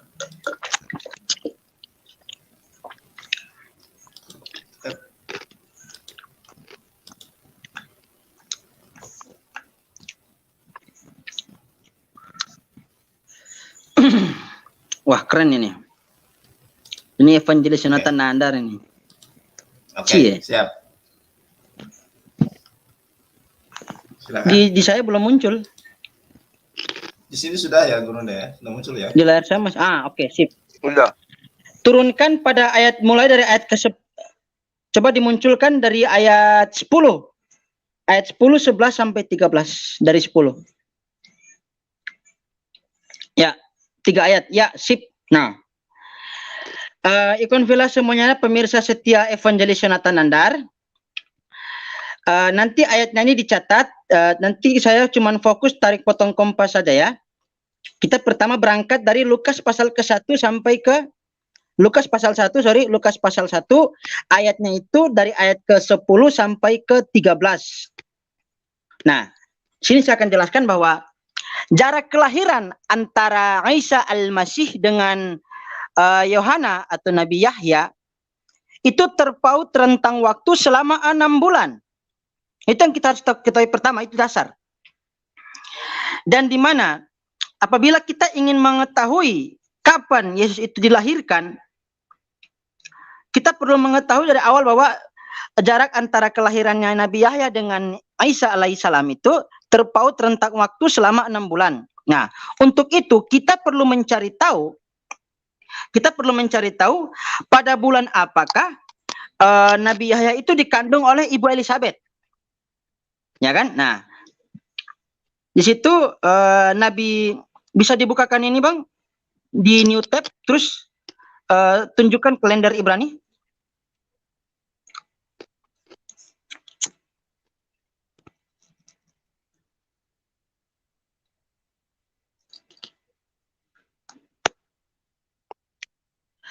Kalau kesulitan nanti coba saya masuk pakai laptop ya, biar saya yang kontrol dari sini. Bentar ya. Elul berarti A7 bulan GP. ke-6, Agustus, September. A7 GP, iya A7 GP, Y2J, Cocok nggak itu? Bulan Agustus sampai September itu. Bulan keberapa Gurunda? Gabriel. Agustus September atau Elul itu datang Gabriel ke Maria. Nah, terus kalau dihitung 9 bulan ke depannya itu berapa bulan itu? Oke, sip. Tisri, Keren. Kespan, Kislev, Tevet, Sefat, kemudian Adar, Adar lagi, terus Nisan. Iya, itu bulan-bulan April ya. Nah, jadi gini Gurunda, cara perhitungan seperti ini. Saya mohon izin nih sama Gurunda nih, mumpung ada Gurunda di sini. Iya, silakan. Nah, pada Lukas pasal ke-1 ayat yang ke-10 sampai ke-13, pada saat itu merupakan bulan pertama kali Ibu Elizabeth mengandung Nabi Yahya, yaitu pada bulan Nisan, ya kan? Dan di mana pada bulan Nisan tersebut, pada bulan Nisan tersebut ada sebuah momen penting dalam Yahudi. Di situ dikatakan bahwa Nabi Zakaria sedang menjabat sebagai imam untuk merayakan Pesach atau Paskah. Ayatnya itu bisa dilihat pada 2 Tawarik pasal ke-35 atau di Hayamim pasal ke-35 ayat yang ke-8 sampai ke-10. Nah, di situ ada kata-kata seperti ini. Usyaraf lindava la'am lako hanim walal wiyim harimu khilqaya uzakhariyahu, perhatikan, Uzer khariyahu wa khil negedi day betha Elohim lekohanim netnu la pesachim. Ada kata pesachim di atau pasca ya. Al-payim wa 600 uvaqar 300. Nah, pada itu dalam rangka Nabi Zakaria menjabat sebagai kohen atau imam untuk merayakan ibadah Paskah. Nah, ibadah Paskah inilah jatuh pada bulan Nisan. Nah, dan juga bulan Nisan inilah menjadi di mana bulan pertama kali Ibu Elizabeth mengandung Nabi Yahya. Nah, dan setelah itu kalau sudah mendapatkan di mana bulan pertama kali Ibu Elizabeth mengandung Nabi Yahya, kita majukan lagi selama 6 bulan. Nah, dan 6 bulan itu bisa kita lihat pada Lukas pasal yang ke-1, masih dengan pasal yang sama, nanti ayatnya dicatat ya, ayat ke-26 sampai ke-31. Nah, saya langsung potong kompas. Nah, setelah kita majukan dari bulan Nisan, majukan selama 6 bulan, yakni pasti jatuh pada bulan Tisri. Nah, bulan Tisri inilah yang menjadi bulan di mana bulan Tisri itu masuk ke bulan 2, 3, September. 4, 5, 6, 7. Nah, bulan Tisri, bulan 7 ya. Majukan sebanyak 6 bulan ya. 6 bulan itu jatuh pada bulan Tisri. Nah, bulan Tisri inilah yang dijadikan bulan pertama awal mula Ibunda Maria mengandung bayi Yesus. Ya kan? Nah, setelah udah mendapatkan bulan di mana Ibunda Maria mengandung bayi Yesus, setelah itu kita majukan lagi 9 bulan dari bulan Tisri ya. Saya hitung. Kesvan jatuhnya di Iyar. Kislev 2. Kesvan 1, Kislev 2, Shefet 3, Shefat 4, Adar 5, Nisan 6, Iyar 7, Sivan 8, Tamus 9. Berarti bulan ke-9 inilah yang menjadikan kelahiran seorang Al-Masih yang bernama Isa putra Maryam. Izqalatil malaikatu ya Maryamu innallaha yubasysyirki bikalimatin min husmuhul masihu Isa ibn Maryam wajihan fid dunya wal akhirati wa minal muqarrabin. Nah, bulan Tamus inilah yang menjadikan bulan kelahiran Yesus berdasarkan perhitungan menggunakan kalender Ibrani itu sendiri. Nah, setelah kita mendapat petunjuk dari bulan Tamus, kita bisa lihat lagi pada Lukas pasal kedua, ayat yang ke-7 sampai ke-8. Situ kan dikatakan bahwa gembala-gembala itu menjaga kawanan ternak di waktu malam kan. Dan kalau misalkan sangat mustahil kalau misalkan Yesus itu lahir pada bulan Desember, karena sangat tidak mungkin kalau misalkan gembala-gembala itu pada malam hari menjaga kawanan ternak, karena otomatis kedinginan dong. Nah, dan bukti bahwa bulan Desember itu merupakan musim hujan, bisa kita jumpai lagi dalam kitab Ezra, pasal yang ke-10, ayat yang ke-9. Mungkin Bang Nanar bisa buka sifarianya. Di Kidung Agung juga ada itu. Kidung Agung. Kalau di Ezra ada lebih lengkap, Gurunda. Di Ezra. Iya. Di Ezra pasal 10 ayat ke-9, Bang Nandar. Sebentar. Sefaria. Aku buka dulu ya. Iya. Ustaz Unggul kemana Ustaz Unggul? Sefaria boleh, Habat pun boleh. Aduh, Ustaz Unggul kemana? Sampai ngomongnya nggak lihat. Nggak lihat Ustaz Unggul. apa tadi bilang? Apa ya? Ezra. Ezra. Ezra pasal 10. Ezra. Ya, Ezra pasal 10 ayat ke-9. Nah, biar dia makin segar gitu kan, biar nggak kedinginan. Kan namanya kan segar-segar kan?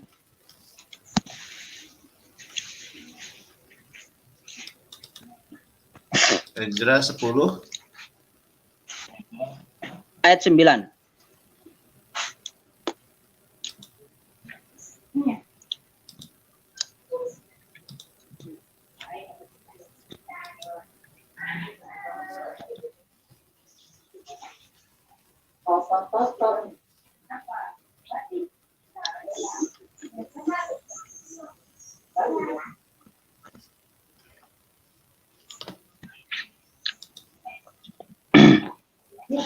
Biar ditampil sekalian dengan rasi ya, dengan Perus.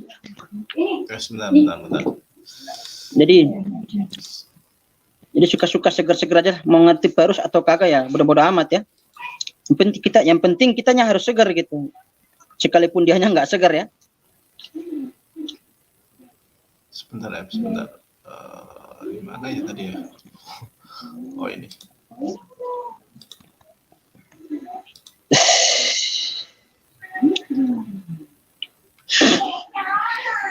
Ezra 10 ayat 9 ya, sudah ya? Ya. Oke. Saya bacakan ya. Biarkan saya berbahasa dari sini ya. Saya bacakan dari sini ya. Di situ dikatakan wa yaqathukhal ansay yahuda uvin yamin yerusalem lesloshet hayyamimhu khodes hatta syi'i bi'ashrim bi khodes wa yasavu khalha'am bir khaf baitha elohim mar'idim al haddavar umehag gesamayim. Nah, coba diklik rasinya.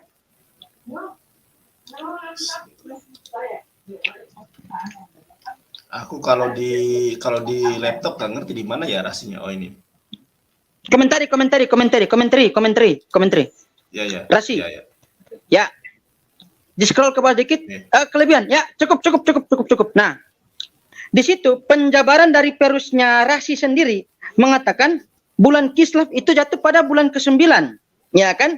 Dan bulan ke-9 merupakan musim hujan. Coba tolong ke bawah sedikit, Bang Nandar. Ke bawah sedikit. Nah, di situ dikatakan, ya cukup, dikit lagi.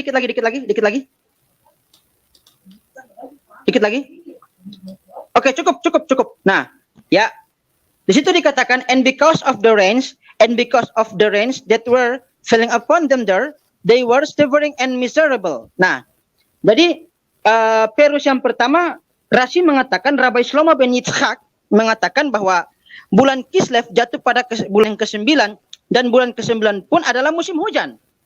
Iya kan? Nah, berarti sangat mustahil dan sangat tidak mungkin Yesus itu pada Lukas pasal yang kedua ayat yang ke-7 sampai ke-8 yang dimana pada suasana pada para gembala itu menjaga kawanan ternak di malam hari. Dalam musim hujan, ya otomatis orang bisa mati kedinginan lah.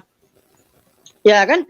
Nah, kalau mengikuti penjabaran dari kalender Ibrani tadi, kalender Yahudi tadi, kalau mengikuti kalender Yahudi yang dimana bulan kelahiran Yesus pada bulan Tamus, dan bulan Tamus ada merupakan sebuah musim panas, berarti Lukas pasal kedua ayat yang ke-7 sampai ke-8 itu benar dan sesuai dengan kondisi dan keadaan dan situasi yang terjadi. Para kawanan gembala domba itu menjaga ternaknya pada musim panas, bukan pada musim dingin. Iya kan? Sedangkan musim dingin tidak merupakan musim hujan. Ayatnya pada Ezra pasal ke-10 ayat yang ke-9. Jadi dengan ini terungkaplah misteri sudah bahwa kelahiran seorang Al-Masih itu jatuh pada bulan Tamus, bukan pada bulan Desember. Jelas ya? Demikian. Mungkin Grunda kalau ada koreksi, monggo. Ya, itu sudah sangat akurat itu. Jadi sesuai dengan hitungan yang ilmiah, kita kaitkan dengan data yang ada, dalil yang ada dalam kitabnya teman Kristen, ya betul jatuhnya di Tamus, bulan Juni atau bulan Juli dia dilahirkan itu. itu sudah benar itu. Makanya di internalnya mereka itu ribut. Nah, yang salah kemudian ini adalah umat Islam yang ikut-ikutan masuk ke dalam kisru yang terjadi di internal teman Kristen. Gitu loh, Dinda. Ya, ya.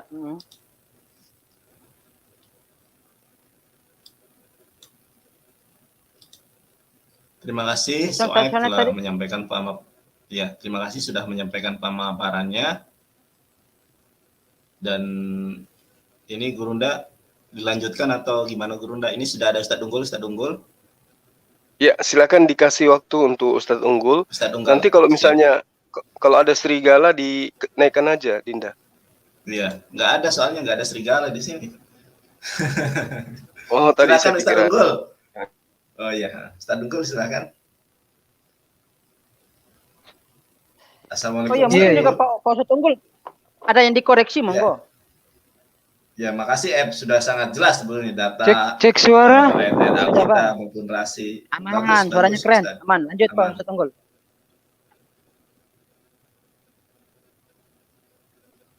Ya.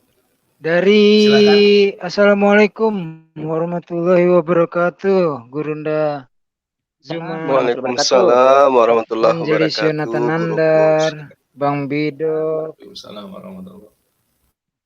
dan Bro Sueb, serta Iwan Filah di channelnya Gurunda Zuma. Baik yang Kristiani juga ya, pasti ada yang mendengarkan. Ini suasana dan saat yang tepat. Tadi sudah dijabarkan oleh Gurunda Zuma, Evangelis Yonatan Nandar, kemudian juga oleh Bro Suaib ya.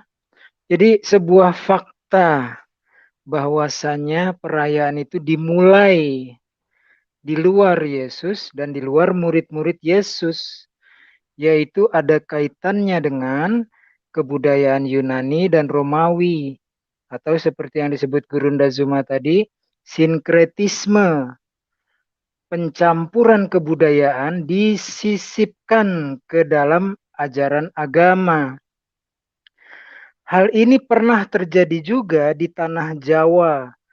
Ketika Islam masuk ke tanah Aceh, jadilah Serambi Mekah, Sumatera Barat, orang-orang Bugis, Makassar, dan lain-lain. Itu mereka begitu cepat, murni. Tapi di tanah Jawa, masih ada Majapahit walaupun sudah di penghujung.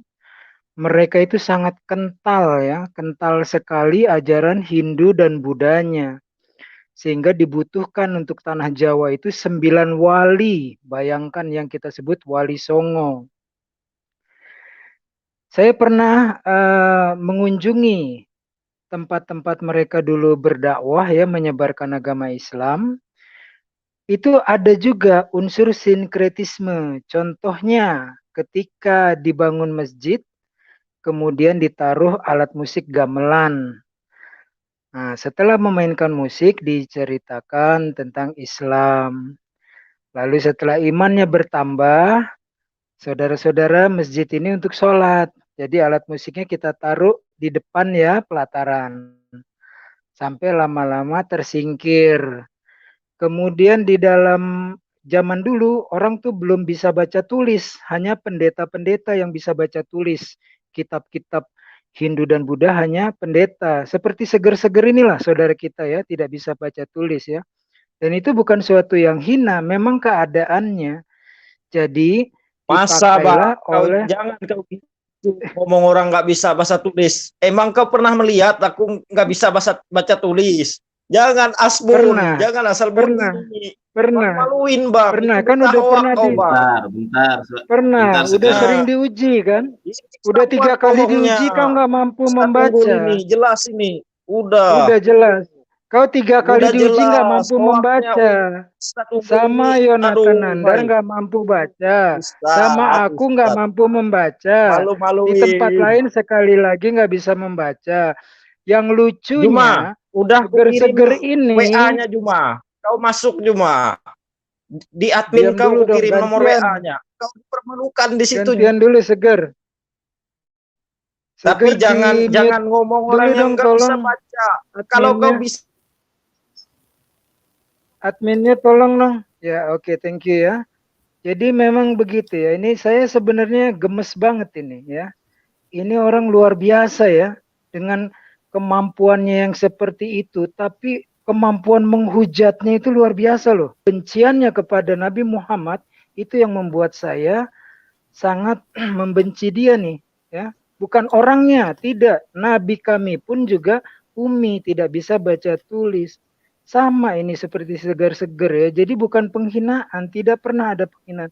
Tapi begitu jahat sekali nih hujatannya ya. Makanya saya termasuk orang yang membenci sifatnya ya. Back to laptop lah. Jadi di dalam pewayangan ada itu Jimat Kalimosodo ya, dikarang oleh Sunan Kalijogo. Apakah artinya Jimat Kalimosodo? Jimat kalimat syahadat. Ketika tokoh yang belum takdirnya mati disentuhkan Jimat Kalimosodo hidup lagi. Tetapi dalam penjelasannya Sunan Kalijogo menjelaskan saat itu tidak mungkin menjabarkan tauhid di cengkeraman yang begitu kuat Hindu dan Buddha, dan juga kemampuan mereka tidak bisa baca tulis. Jadi dia menyisip lewat cerita pewayangan. Orang yang tadinya mayat berjalan, ini Sunan Kalijaga yang bilang, itu sebenarnya orang itu ketika tidak mengenal Tuhannya, Tuhan yang benar lah kalau kata Yesus. Ketika tidak tahu bagaimana beribadah yang benar, yang bukan diajarkan langsung oleh utusan Tuhan, ya harus diajarkan. Jadi Tuhannya harus benar, beribadahnya harus benar. Nah, jadi cara-cara seperti itu. Tetapi apa yang dulu diajarkan melalui sinkretisme di dalam tanah Jawa kemudian disingkirkan ketika orang-orang sudah mulai beriman. Jadi kita tidak lagi ada campur, ada bau-bau Hindu, bau-bau Buddha, bau-bau paganisme. Nggak ada. Robot suaranya Yonatan Nanda. Sebentar, aku selesai dikit lagi, mohon maaf. Mohon izin aku sedikit lagi ya, agak robot Evangelis Yonatan Nanda. Mohon maaf sedikit lagi.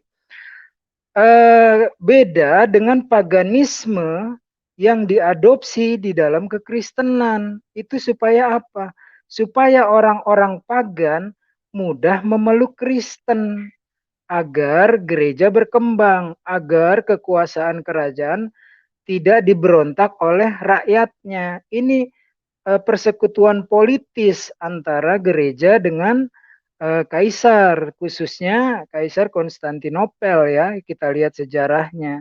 Jadi tadi sudah dijelaskan lah, apapun ceritanya, tidak ada kelahiran itu tanggal 25. Kalender pun baru ditemukan kemudian.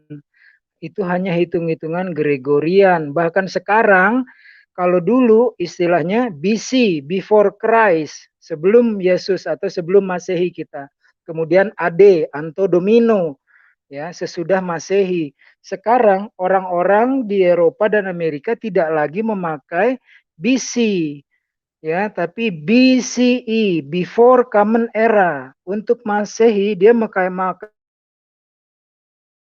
lagi berkaitan berurusan dengan gereja itu ya, mengenai kalender. Lalu sekarang penutup.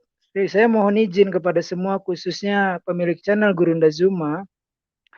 Saya pesan ya kepada semua adik-adikku, anak-anakku, terutama yang kaum muslimah. Bila Anda bekerja dengan pemilik perusahaan atau bos yang beragama Nasrani, meminta kalian memakai topi hantu belau Santa Claus, ditolak saja. Yang berani, karena rezeki itu diberikan oleh Allah ya. Tetapi tidak perlu juga kita overacting. Katakan saja dengan baik-baik, Pak atau Bu, mohon maaf, agama kami melarang untuk memakai topi ini. Nah, kalau tetap dipaksa juga, Bu, sama saja ibu atau misalnya bapak, keluarga bapak yang perempuan, kami paksakan untuk memakai jilbab, sama seperti itu. Jadi tidak hanya kita tidak mengucapkan, tetapi juga jangan mau dipaksa untuk memakai topi Santa Claus ya. Santa Claus itu sendiri tidak ada kaitan sama sekali dengan Yesus. Itu hanyalah ajaran pagan dan warisan pagan. Jadi tolaklah yang berani, karena kita selalu dalam sholat menyebut sesungguhnya hidupku, sholatku, ibadahku, dan matiku hanya untuk Allah semata. Jadi kita yang berani saja menolak itu, walaupun dengan cara yang lemah lembut. Saya rasa atasan yang memaksa justru mereka lah yang intoleran.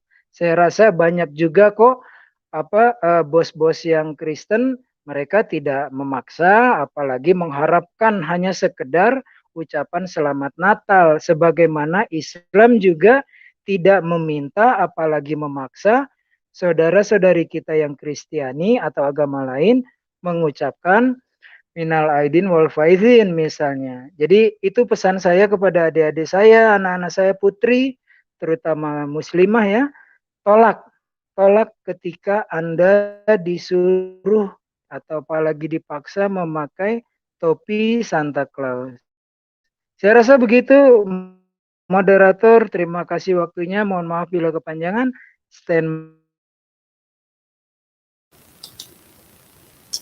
Terima kasih Ustadz Unggul, Gurunda Ustadz Unggul atas penyampaian dan tanggapannya. Ya, di sini sudah hadir teman-teman semua. Saya nggak, ini juga sudah ada yang baru nih, anak Batak. Salam, selamat malam anak Batak. Elim, malam Bang. Malam. Ya, dari Muslim apa Kristen? Kristen. Dari Muslim apa Kristen? Kristen. Oke. Mau ada sesuatu yang ditanyakan? Ini ada Ustadz Juma, ada Gunda Juma, silakan. Ya, aku mau nanya aja. Sebenarnya Siap. Kau ngikut mana? Karena kalau yang ku tahu ya, dan lagi viral juga itu di mana-mana, justru yang dari Arab sana memang kayak pernah berdiri Natal. Dan sekitar seminggu yang lewat itu pangeran meresmikan katedral. Nah, sekarang aku mau tanya, kalian ikut yang mana? Ikut yang dari sana atau dari arah yang mana? Terima kasih Bang, itu aja. Siap, terima kasih. Monggo Gurunda Juma, masih ada dekat dengan perangkat Gurunda?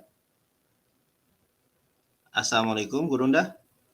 Ya, waalaikumsalam. Jadi gini, mau dia siapapun pangkatnya, apapun jabatannya, siapapun dia, kalau menyalahi ajaran, jangan diikutin lah.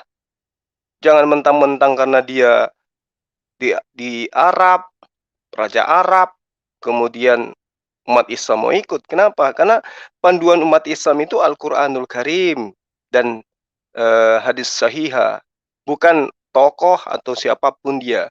Siapapun yang melanggar aturan syariat Islam jangan diikuti. Umat Islam itu begitu. Ya, beda dengan kalian, sahabat Kristen. Mau salah kek, mau apa kek, kalau pemimpinnya ajarkan ya itu yang kalian ikuti.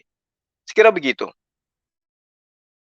Nah, sangat jelas sekali ya anak Batak bahwa rujukan umat Islam itu bukan orang, bukan pejabat, bukan tokoh tertentu. Rujukan umat Islam itu Al-Quran dan hadis, ya.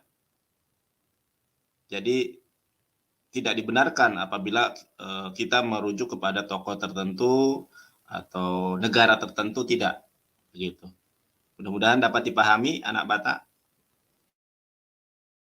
Iya, dapat. Iya, sudah 100% aku sudah pasti sudah. Yakin aku, berarti apa yang mereka lakukan itu salah, kan begitu ya?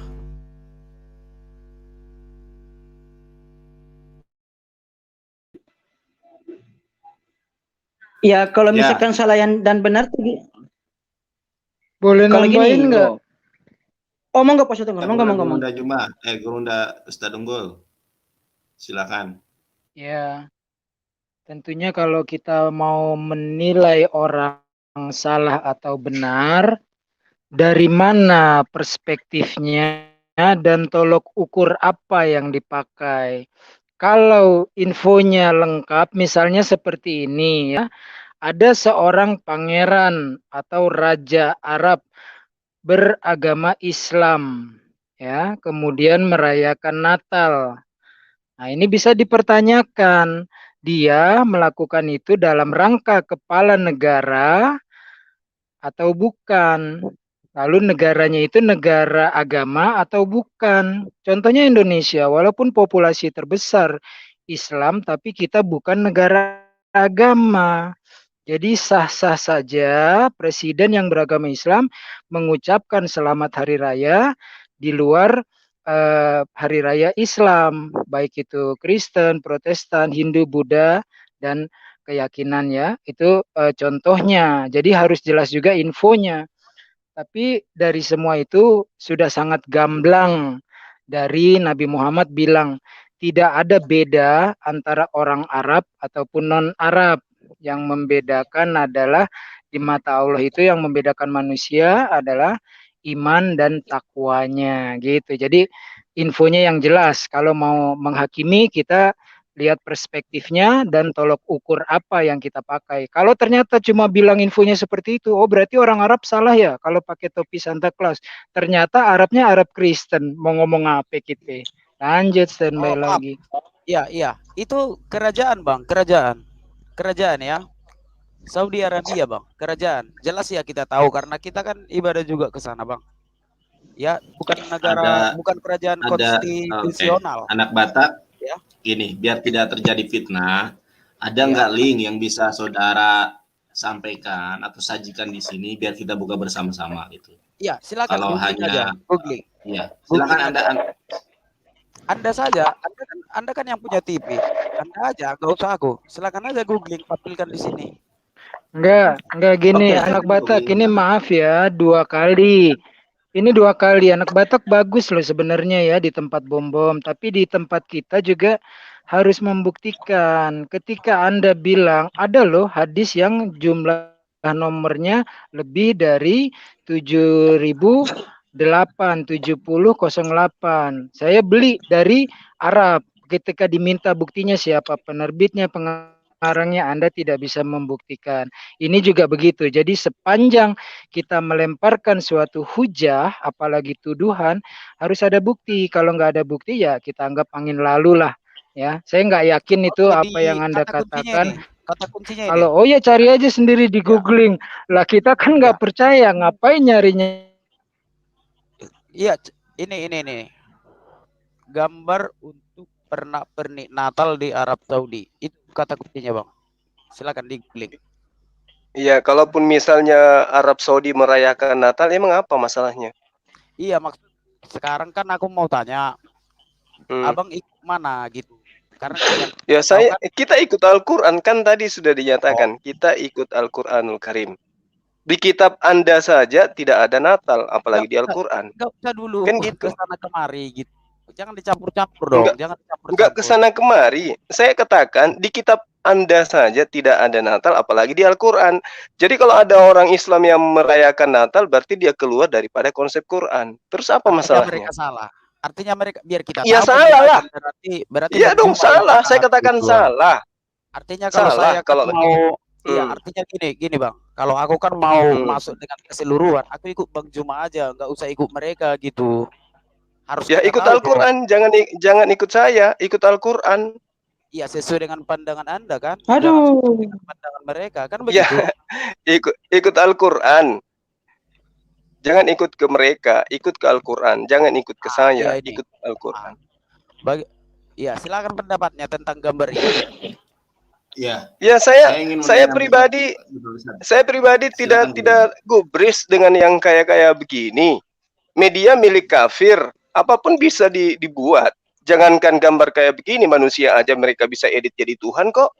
Jadi percuma yang kayak begini itu dijadikan sebagai acuan untuk melemahkan iman kami. Oh no, kami punya Al-Quranul Karim. Dan Anda perlu tahu. Anda perlu tahu.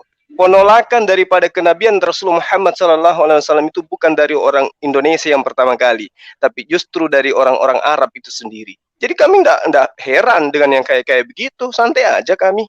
Siapa orang-orang yang paling keras pembantaiannya, paling keras penolakannya terhadap kenabian Rasulullah Muhammad SAW? Orang Indonesia? Bukan. Orang Arab. Bahkan keluarga Rasulullah sendiri.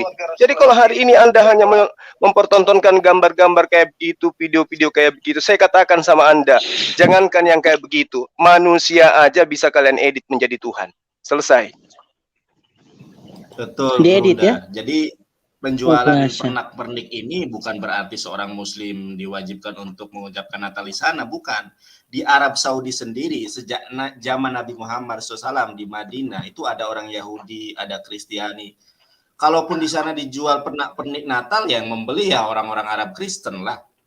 Terus apa korelasinya? Yang kita pertanyakan, yang kita bahas di sini adalah sebagaimana penjabaran guru-guru saya yang ada di sini, bahwa tidak ada data otentik baik di dalam Biblos maupun di dalam Al-Quran dan hadis bahwa ada diperbolehkannya mengucapkan Selamat Natal. Lalu yang kedua, tidak pernah terdapat baik di dalam Biblos maupun di dalam Talmud, di dalam Torah, Tanakh, Torah, Nevi'im, Ketubim, di dalam Sefer Shemot, Vaikra, Mewidbar, Debarim, tidak ada Yeshua HaMashiach dilahirkan pada tanggal 25 Desember. Kita tadi sudah mengkaji lebih jauh bagaimana dari bulan Elul, Kislev, Nisan, dan lain sebagainya itu justru membuktikan bahwa Nabi Isa alaihissalam tidak lahir pada tanggal 25 Desember.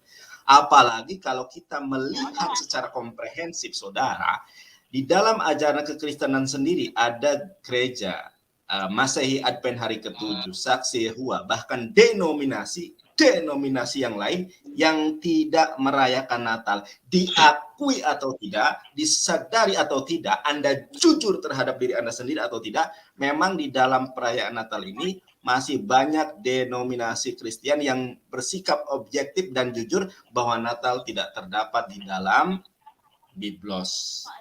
Anda akui, silakan. Anda tidak akui, silakan. Karena ini adalah kajian edukasi yang memberikan informasi sesuai dengan fakta dan data yang apa adanya. Bukan ada apanya, tetapi data yang apa adanya. Sebagaimana disampaikan oleh guru saya, Guru Ndajuma, ya, Ustadz Unggul, ada Syuaib di sini, gitu. Sekarang justru kami ingin melihat, mendengar pemaparan saudara, agar saudara mampu membuktikan kepada kami dengan sebuah penjabaran yang edukatif dan informatif bahwa Yeshua HaMashiach lahir pada tanggal 25 Desember. Silahkan, anak Batak. Apakah Anda mampu?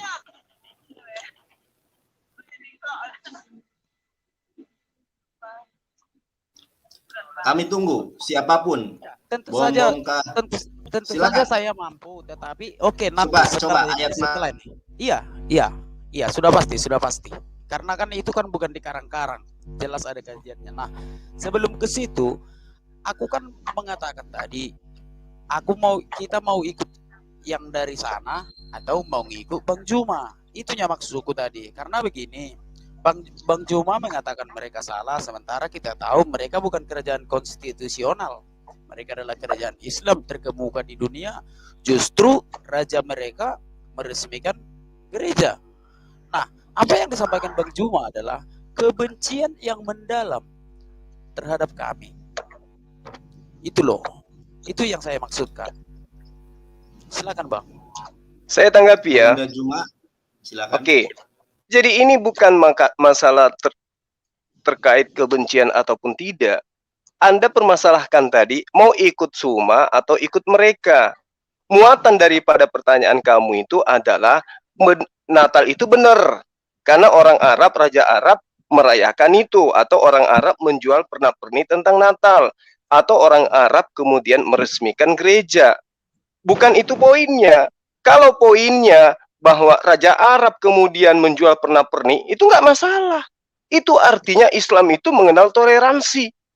Raja Arab kemudian meresmikan gereja, itu nggak masalah. Sekarang Paus pernah nggak meresmikan masjid? Itu yang perlu kamu pahami. Tapi kalau Anda mengatakan Natal itu benar karena Raja Arab juga merayakan, di situ saya katakan sesat. Tapi kalau bilang meresmikan, loh, jangan salah bos. Saya juga sering ngantar teman saya Kristen untuk ibadah di gereja. Jangan salah kalau itu. Kalau kemudian di Arab menjual pernak-pernik Natal, loh, di Arab itu bukan cuma orang Islam. Itulah bukti bahwa Islam itu toleransi. Seorang raja yang berkebangsaan Islam saja, kerajaan Islam bisa melakukan hal yang seperti itu. Tapi dalam hal akidah, perayaan Natal, tidaklah mungkin seorang Islam itu masuk ke gereja untuk merayakan Natal di dalamnya. Kalau mereka paham tentang Quran. Oke, Lakum dinukum waliyadin. Oke, artinya Anda mau mengatakan bahwa Anda lebih pintar dari majelis ulama mereka? Loh, sebentar. Saya Iya. Yang disajikan oleh anak Batak ini tidak ada bukti konkret ya, kerajaan Arab Saudi dan para masyaikhnya mengeluarkan sebuah fatwa tentang memperbolehkannya ucapan Natal. Yang dia sajikan hanyalah ketika Arab Saudi mempersilahkan memperjualbelikan pernak-pernik Natal. Dan sejak zaman Nabi dulu emang ada orang Kristen di sana, ada orang Yahudi di sana. Jadi bukan karena menjual pernak-pernik lalu dibolehkan mengucapkan Natal, tidak ada. Tadi saya sudah melampirkan ya, sesuai dengan instruksi Anda dengan kata kunci pernak-pernik. Nggak ada pengucapan di situ. Jadi apa yang dipermasalahkan di situ? Dan Anda salah sasaran. Jangan memframing bahwa para masyaikh mereka, para ulama di Arab Saudi membolehkan ucapan Natal. Kalau ada silakan tunjukkan. Jangan Anda memfitnah begitu ya. Begitu. Dan rujukan kita ini bukan mereka, bukan oknum, akan tetapi Al-Quran dan Sunnah. Ulama-ulama salaf terdahulu, zaman dahulu tidak ada yang kemudian terjadi silang pendapat.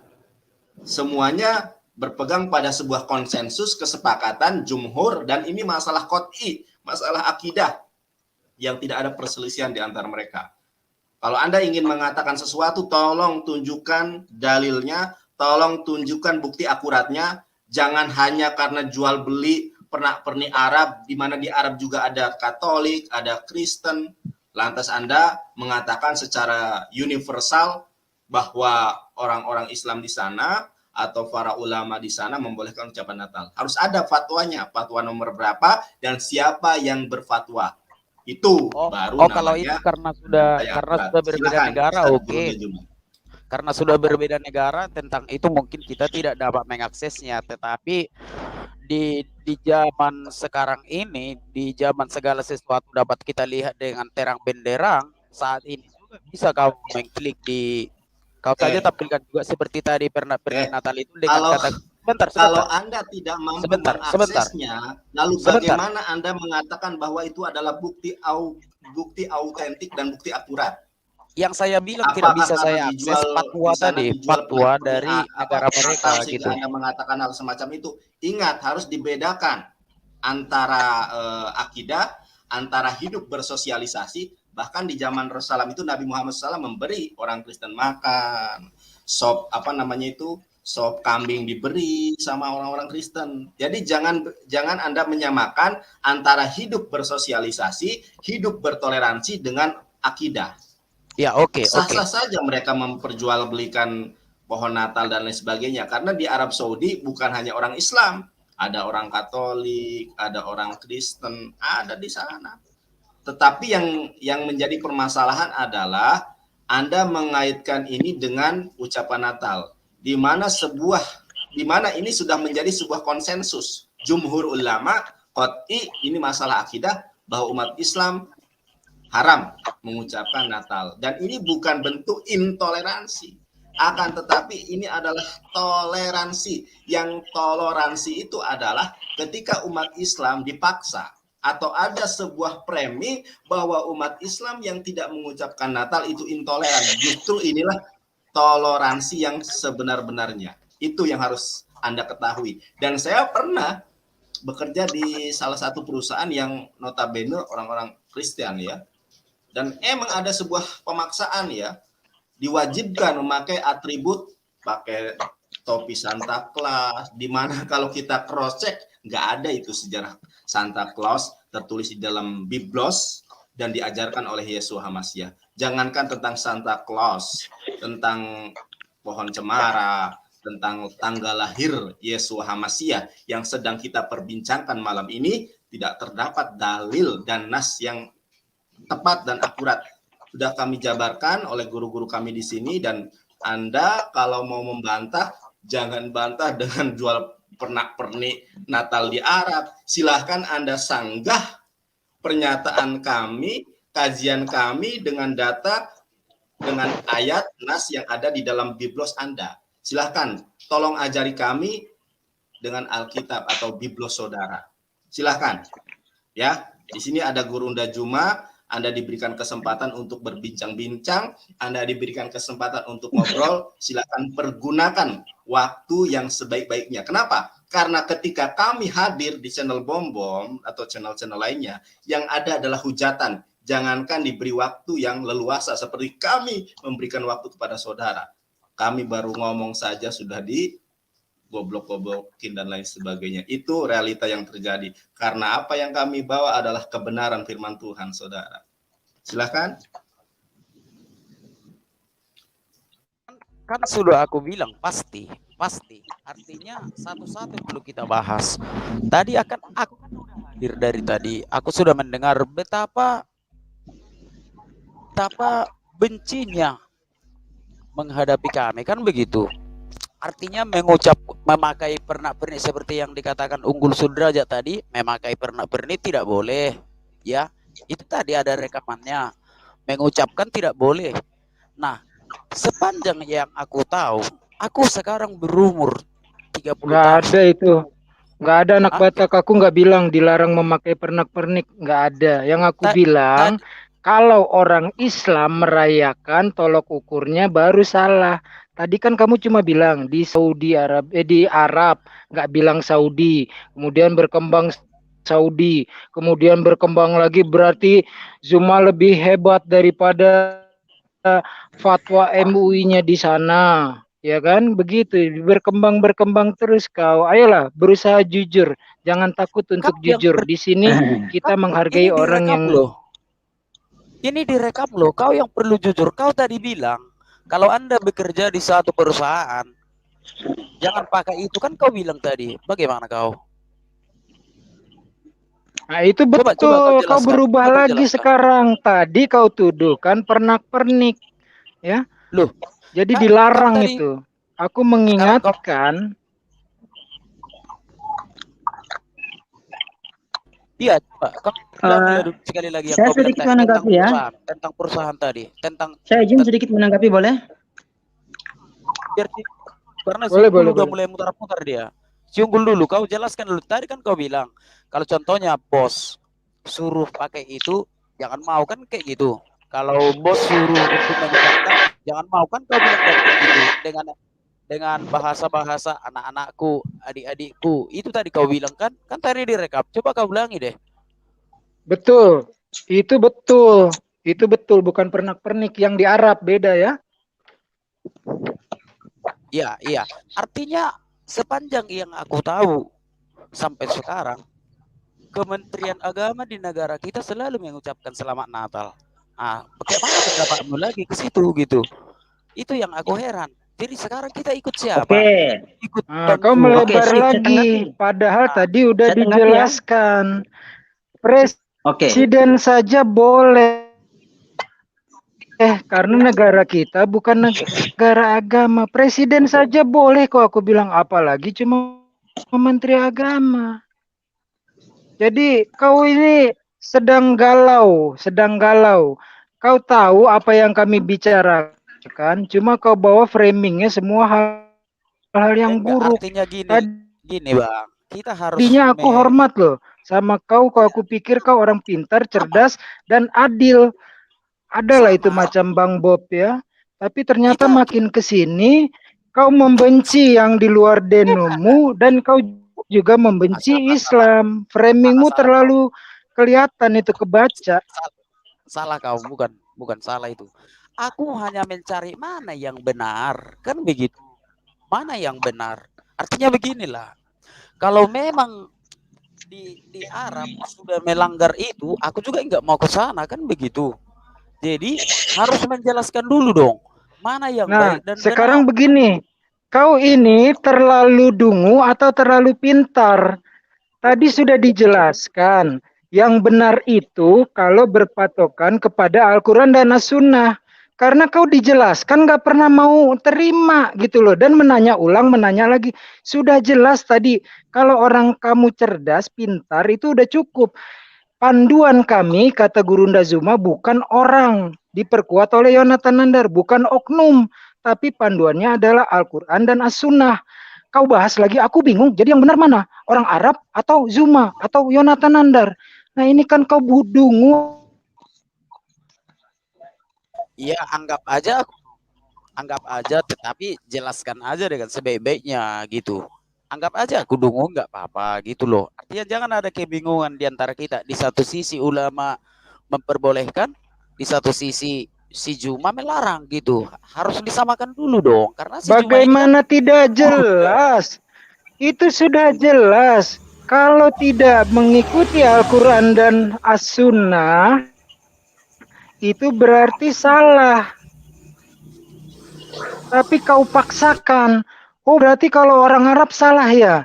Makanya tadi dari awal udah aku bilang, tolok ukurnya apa? Perspektifnya apa? Tolok ukurnya Al-Quran, tidak ada perayaan Natal.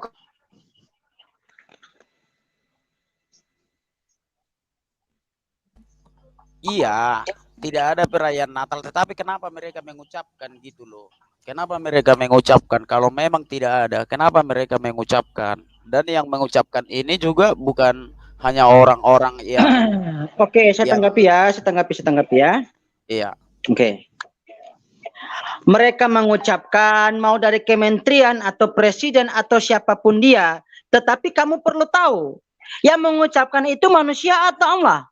Yang umat Islam mengikuti landasan yang paling utama yang dibawa sampai ajal menjemput, itu adalah qul ya ayyuhal kafirun la a'budu ma ta'budun wala antum a'biduna ma a'bud wala ana a'bidum ma qul ya ayyuhal kafirun la a'budu ma ta'budun wala antum a'biduna ma a'bud wala ana a'bidum ma abattum wala antum a'biduna ma a'bud lakum dinukum waliyadin. Itu yang kami pegang. Bukan si raja, bukan presiden, bukan. Ujung-ujungnya juga manusia. Ya kalau manusia itu wajar. Kalau memiliki sifat relatif. Bisa hilaf, bisa salah. Begitu. Tetapi yang kami landaskan itu berdasarkan perintah Allah di Al-Quran itu.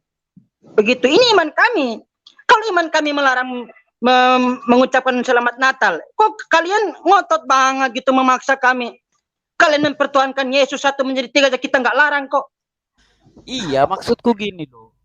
Maksudku gini, dengar dulu. Kau pun tulisan Ibrani, nggak tahu aku siapa nama kau. Mana yang mau kita ikuti? Kau Nggak atau perlu tahu nama saya, nggak perlu. Nggak penting. Oke. Mana yang kita ikuti? Bang Juma atau ulama yang ada di negara kita ini gitu. Gitu loh, karena berbeda. Oke, sip. Gitu. Oke. Tadi kamu bilang kan, mana yang kita ikuti dari Arab atau Bang Juma kan? Nah, sekarang kamu tahu nggak? Kira-kira alasan apa atau menjadikan acuan apa sehingga yang di Arab tadi itu bisa mengucapkan? Itu harus kamu tahu dulu. Sedangkan kita sudah ketahui bersama penjelasan dari Guru Ndajuma tadi berlandaskan dari Al-Quran. Penjelasan juga dari Bang Nandar, Pak Ustadz Ungu juga berlandaskan dari Al-Quran. Penjelasan saya juga berlandaskan dari Al-Quran. Karena ini imannya umat Islam. Masalah iman jangan ganggu gugat, bro. Yuk satu menjadi tiga, tiga menjadi satu, kita nggak larang. Sekali dan karena iman kita sudah mengatakan laqad kafaral ladina qalu innallaha tsalitsu tsalatsa. Itu pertama. Yang kedua terkait dengan perayaan Natal. Qul ya ayyuhal kafirun la a'budu ma ta'budun wala antum a'biduna ma a'bud wala ana a'budu ma abattum lakum dinukum waliyadin. Itu sudah iman kami, bro, udah paten sampai kami wafat. Ya. Perintah itu yang kami bawa mulai dari kita lahir sampai mati. Masalah-masalah iman otak-atik iman Islam siapa lu gitu kan? Nabi bukan, malaikat bukan, Tuhan bukan, ngatur-ngatur iman orang. Bro, saya mau tanya boleh? It's okay kalau misalkan kamu melaksanakan perayaan Natal, it's okay, kita hargai. Tapi kita jangan ikut campur. Kita dilarang. Karena udah menjadi landasan kita sudah iman sudah seperti itu. Ya, Oke, kan terima kasih ya, sudah jelas ya. Saya rasa mengenai pertanyaan dari Bang Anak Bata ini sudah sangat jelas. diterima atau tidak silahkan, tidak ada paksaan di dalam agama, la ikraha fiddin qad tabayyana rusdu minal ghayy ya. Sekarang beralih kepada pujangga. Ini pujangga Kristen apa Muslim? Tengah-tengah lah. Tengah-tengah berarti. Enggak, yang jelas. Jangan tengah-tengah. tengah-tengah. Muslim apa Kristen? Hah? Saya dari Torah. Apa? Saya mau tanya begini, brother. Anda Muslim apa Kristen? Biar kami tahu dari dalam perspektif mana kami harus menjawab. Saya dari Torah. Saya hanya tanya, saya tidak menyinggung keyakinan. Saya hanya menyinggung bahasa aja, bahasa. Kalau Sebentar, pujangga. Sebelum ini saya sapa dulu Bang Muhammad Nazir. Assalamualaikum Bang Muhammad Nazir. Waalaikumsalam warahmatullahi wabarakatuh. Waalaikumsalam. Terima kasih Ustaz Nandar, Ustaz Unggul, Gurun Percuma, Ibu Suhet, Pujangga dan juga anak Batak. Ya. Selamat malam buat Pujangga dan anak Batak. Waalaikumsalam warahmatullahi.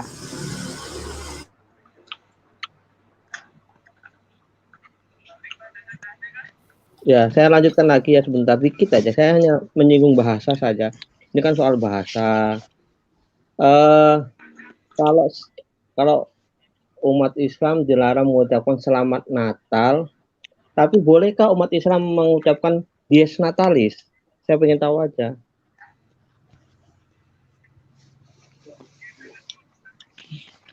Mungkin Bang Juma duluan.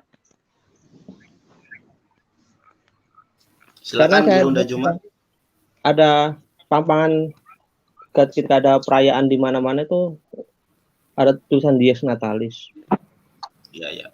Gurunda masih hadir di tengah-tengah kita? Masih dekat dengan perangkat atau jauh dari perangkat? Gurunda Juma. Rupanya beliau agak jauh ya. Mudah-mudahan nanti bisa mendekat. Mungkin Ustaz Unggul.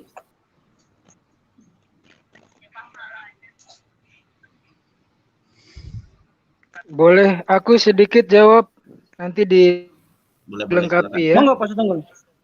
Monggo.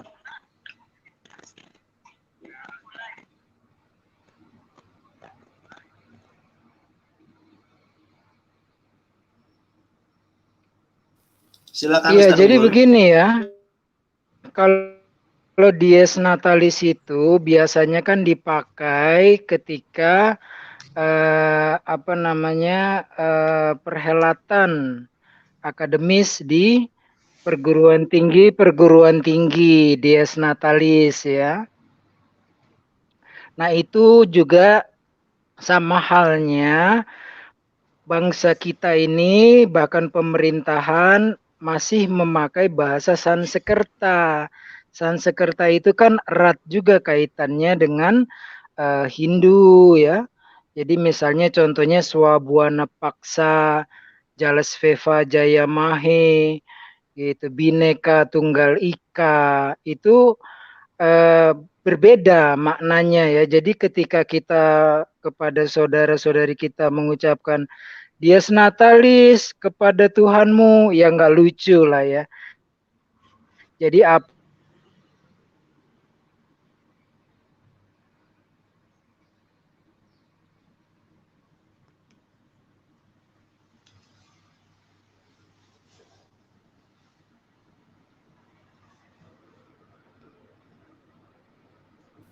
Ustadz Unggul suaranya hilang ya. Halo? Oke. Saya boleh tanggapi sedikit ya. Jadi mengenai pujangga, gini pujangga ya. Yang dimaksud pengharaman di dalam Islam itu adalah mengucapkan Natal, kelahiran Yesua HaMasyiah yang dianggap sebagai anak Tuhan, firman Tuhan menjelma menjadi manusia yang disembah. Secara etimologi ya, kalau Dies Natalis, universitas atau apa, tidak ada korelasinya. Berbeda konteks. Secara etimologi kan Natal itu kelahiran. Kelahiran atau baru berdirinya sebuah universitas, Dies Natalis apa segala macam. Itu beda konteks tentunya. Yang diharapkan di sini adalah dalam konteks kita mengucapkan selamat kelahiran seorang nabi yang dianggap Tuhan. itu yang tidak boleh. Kalau dies natalis tentang koperasi katakanlah ya, universitas dan lain sebagainya, tidak ada korelasinya dengan itu, berbeda konteks. Yang konteks yang kita bicarakan pada kesempatan malam hari ini adalah bagaimana dan seperti apa tanggal 25 Desember dan bagaimana umat Islam menyikapi hal ini berdasarkan perspektif nas-nas yang sahih baik Al-Quran maupun sunnah Rasulullah Sallallahu Alaihi Wasallam. Dan seperti awal mula yang kami sampaikan bahwa ini adalah sebuah kajian yang edukatif. Ya, kalau teman-teman kemudian tidak sepemahaman, ada silang pendapat, silakan sampaikan atau sanggah argumentasi-argumentasi yang telah kami jabarkan dari awal tadi, begitu ya. Terima kasih. Bang Muhammad Nazir mau berkomentar mengenai hal ini? Iya, jadi terima kasih. Suaranya kecil, Bang. Suaranya kecil, Bang Muhammad Nazir. Iya. Oke, saya naikin lagi volumenya. Suaranya kecil banget ya. Apa saya yang butek? Kayaknya enggak. Kayaknya saya enggak butek, teman. Enggak lah. Suaranya kecil ini. Ini sudah penuh. Oh iya. Ya, bisa terdengar meskipun agak kecil ya. Silakan Bang Nazir. Oke. Nah, jadi persoalan tentang dies natalis ya. Dies natalis itu kan telah lahir. Jadi apa hubungannya dengan 25 Desember? Memang ada kata-kata itu di Greek itu dies natalis solis invictum immortal deo. Nah, itu tidak ada sebenarnya tidak ada sangkut pautnya dengan Isa al-Masih, Nabi Allah, Yesus Kristus, Nabi Allah, tidak tepat disematkan kepada Yesus, karena kalau kita menggunakan tanggal 25 Desember maka prematur. Begitu juga telah disampaikan ajaran-ajaran Islam bahwa Nabi Allah Yesus itu lahirnya itu kurang lebih antara April atau Mei kurang lebih ya. Kalau saya salah keliru mohon diluruskan.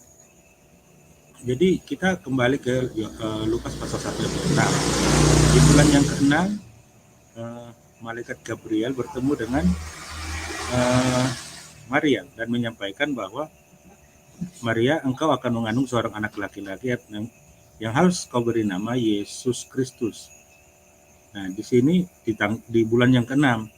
Nah, di bulan ke-6 kalau kita hitung-hitung ke tanggal 25 Desember di musim dingin Yesus lahir, Nabi Allah Yesus lahir di bulan Desember, maka prematur, sudah prematur, tidur di palungan tidur di palungan terus di musim dingin.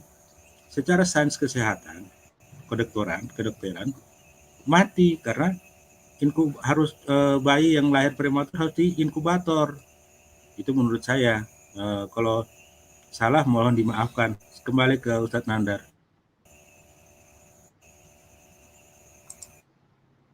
Ya, terima kasih Bang Nasir. Salah satu apa yang disampaikan oleh Bang Nasir ini sudah kami paparkan dengan lugas, baik dalam perspektif Ibraniun, kalender Yahudi, dan ayat-ayat Biblos itu sendiri.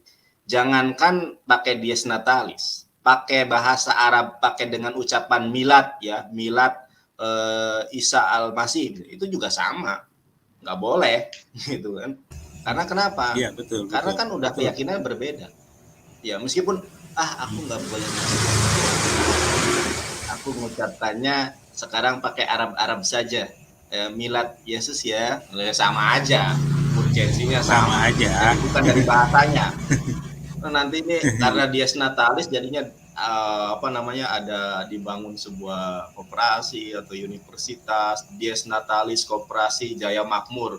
Wah, ini haram, ini nggak boleh nih karena ada kata Natalnya. Sebetulnya bukan dari bahasanya yang kita permasalahkan, tetapi dari konsep akidahnya, saudara. Meskipun menggunakan kata-kata milad, ya tetap aja sama urgensinya, substansinya sama. Jadi begini ya, mohon maaf teman-teman Kristiani yang hadir dimanapun Anda berada, teman-teman saya itu banyak Kristiani. saya makan, kadang saya traktir mereka, biasa saudara. Kita hidup bernegara itu Bhinneka Tunggal Ika. Tetapi saya mohon jangan disalahpahami makna toleransi. Toleransi itu bukan kamu ibadah, saya harus ikutan ibadah. Kamu hari raya, saya ngucapin hari raya, bukan itu. Tetapi kamu ibadah, silakan ibadah, kami tidak mengganggu. Begitupun Anda tidak boleh mengganggu ibadah kami. Jadi mohon dipahami ya, ini sebuah kajian akademis, bukan untuk memprovokasi. Kami hanya berusaha upaya preventif dan antisipasi dari pendangkalan akidah. Karena di dalam hadis sebentar. Saya lagi ngomong, tolong Anda dengarkan. Sebentar, saya lagi ngomong, tolong Anda dengarkan ya. Nanti Anda ngomong, saya dengarkan. Saya lupa saya ngomong apa ya. Jadi ini sebuah kajian akademis berdasarkan literasi referensi dari beberapa sumber dan narasi sangat jelas ya. Kalau Anda selisih paham dengan kami, silakan dibantah dengan data, dengan nas-nas yang jelas pula. Apa yang kami sampaikan tadi sudah sangat jelas dari beberapa narasumber yang ada. Jadi tidak ada paksaan di dalam agama. Jadi sekali lagi ini adalah bentuk preventif, upaya pencegahan, langkah antisipasi dari pendangkalan akidah. Kata Rasulullah itu, ada sesuatu yang dilakukan, diucapkan oleh seorang muslim. Dia tidak sadar apa yang diucapkannya itu dapat mengeluarkan dia dari keislaman. Ada. Ya salah satunya hal-hal yang semacam ini, saudara. Jadi tolong bijak dan harus bijaksana di dalam memaknai toleransi. Sekarang karena ada framing, seolah-olah yang tidak mengucapkan Natal itu intoleran. Padahal yang makna toleransi yang sebenarnya itu adalah tidak seperti itu. Itu saja.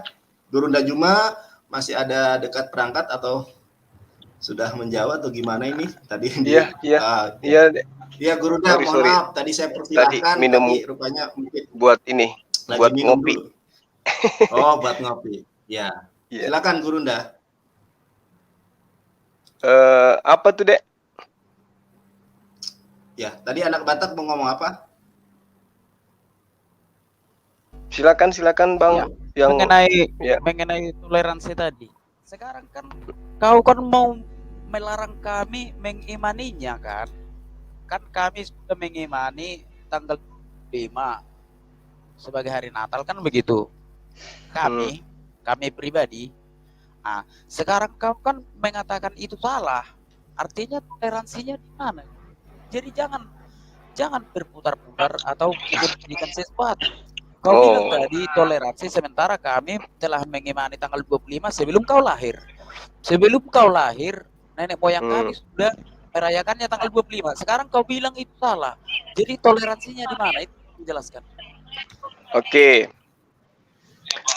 Jadi kalau kami umat Islam memperingatkan kepada generasi Islam supaya tidak mengucapkan itu, ya tolong itu dihargai dan jangan kemudian Anda seakan-akan apa yang kami lakukan ini adalah pelarangan kepada sahabat Kristen untuk melakukan Natal. Silakan aja lakukan Natal. Itu adalah agama kalian. Saya hanya mengingatkan kepada umat Islam, generasi Islam yang tidak paham tentang itu. Ya, supaya tidak mencampur baurkan antara ajaran Islam dengan ajaran Kristen. Kalau misalnya sekarang saya katakan bahwa di dalam agama Kristen kitabnya pun tidak menceritakan tentang Natal, bahkan antar sekte masih ribut tentang Natal, kenapa kalian umat Islam yang mau masuk dalamnya untuk mengucapkan Selamat Natal? Sementara itu tidak ada panduan jelasnya di dalam kitabnya teman Kristen. Nah ini, lalu kemudian ketika saudara mengatakan, kenapa saya melarang? Siapa yang larang Anda? Tidak ada kami memiliki kekuatan untuk niatan untuk melarang Anda merayakan Natal. Silakan aja, itu lakum dinukum waliyadin. Silakan Anda beribadah sesuai dengan konsep iman Anda. Kalau saya kemudian menyampaikan kepada umat Islam bahwa Natal tidak ada di dalam kitabnya orang Kristen, itu tidak salah. Karena memang tidak ada. Dan perayaan Natal 25 Desember itu jauh sebelum Kristen berdiri, itu sudah dirayakan oleh penguasa dunia pada saat itu, yaitu Kekaisaran Romawi. Itu benar. Bagaimana kemudian penyembah dewa Hercules melakukan perayaan tanggal 25 Desember, dewa Horus 25 Desember. Semua pengajaran-pengajaran politeisme, ibadah hari Minggu, dan juga ibadah perayaan 25 Desember. Kalau kemudian berkesesuaian dengan hari Natalnya Kristen, ya itu deritanya Kristen. Siapa suruh lakukan itu padahal di dalam kitabnya tidak ada ajarannya. Kan itu yang jadi masalah. Nah, lalu kemudian yang tadi terkait dengan seorang raja, seorang pemimpin mengucapkan selamat Natal dan seterusnya, loh. Dia posisinya adalah pemimpin. Al-Qur'an memberikan panduan itu. Wa ja'alnahum a'immatan yahduna bi amrina wa auhayna ilaihim fi'lal khaira. Itu ada panduannya dalam Islam. Mereka menjadi pemimpin diajarkan untuk bersikap adil. Statusnya sebagai pemimpin. Masalahnya sekarang masyarakat Indonesia yang beragama Islam apakah pemimpin semua? Kan tidak. Jadi pemimpin ada pengecualian. Mereka diperintahkan untuk melakukan itu. Untuk berlaku adil kepada siapapun yang dipimpinnya. Tapi Al-Quran juga mengatakan, wala tattabi' ahwa'ahum wahzarhum ayyaftinuka an ba'di ma anzalallahu ilaika. Kalian sebagai pemimpin juga harus waspada terhadap mereka. Jangan sampai mereka memperdayakan engkau terhadap sebagian apa yang telah diwahyukan Allah kepadamu. Jadi seorang pemimpin dibolehkan bersikap adil terhadap rakyatnya. Mau dia Hindu, mau dia Kristen, mau dia Buddha, silakan. Status sebagai pemimpin. Itu kaidahnya dalam ajaran agama Islam. Gak boleh disapu rata. Oh, pemimpinnya Arab Saudi mengucapkan, lah dia statusnya sebagai pemimpin. Dia memimpin rakyatnya supaya rakyatnya itu adil, merasa tidak dizalimi, supaya tidak rakyat tidak saling memusuhi satu sama lain. Sebagai pemimpin dia harus tampil sebagai pemimpin yang ideal. Itu boleh dalam Al-Quran. Tapi sebagai rakyat jelata tidak dibenarkan kemudian mengucapkan itu. Gitu loh. Jadi kaidahnya jelas dalam Islam, tidak boleh dicampur adukkan itu. Nah, terkait dengan yang tadi, sekali lagi saya tegaskan kepada saudara saya bahwa kami tidak ada melarang Anda untuk merayakan itu. Justru karena bentuk kasih sayang kami menyadarkan orang-orang Islam atau siapapun itu memahami dan mengetahui tidak ada di dalam kitab Kristen tentang perayaan Natal. Gitu, demikian. Terima kasih Gunda atas tanggapannya. Saya rasa sudah jelas dan lengkap ya. Dan hampir 2,5 jam kita live. Rasanya sudah cukup pemaparan dari guru-guru atau narasumber kita pada kesempatan malam hari yang berbahagia ini. Guru dan ada Mahadewa, Dinda. Oh ya, mohon maaf, ada Mahadewa. Assalamualaikum Mahadewa, saya lupa ya karena agak kikuk. Yang lain juga mungkin ada yang belum. Waalaikumsalam warahmatullahi wabarakatuh. Waalaikumsalam warahmatullahi wabarakatuh. Ini sebentar ya Bang Dewa, saya sapa dulu karena teman-teman ini disapa malah diem aja gitu ya. Saya heran ini. Atau gimana ya? Bang Naham, Assalamualaikum. Indonesia ini. Waalaikumsalam. Waalaikumsalam. Silakan Bang Mahadewa.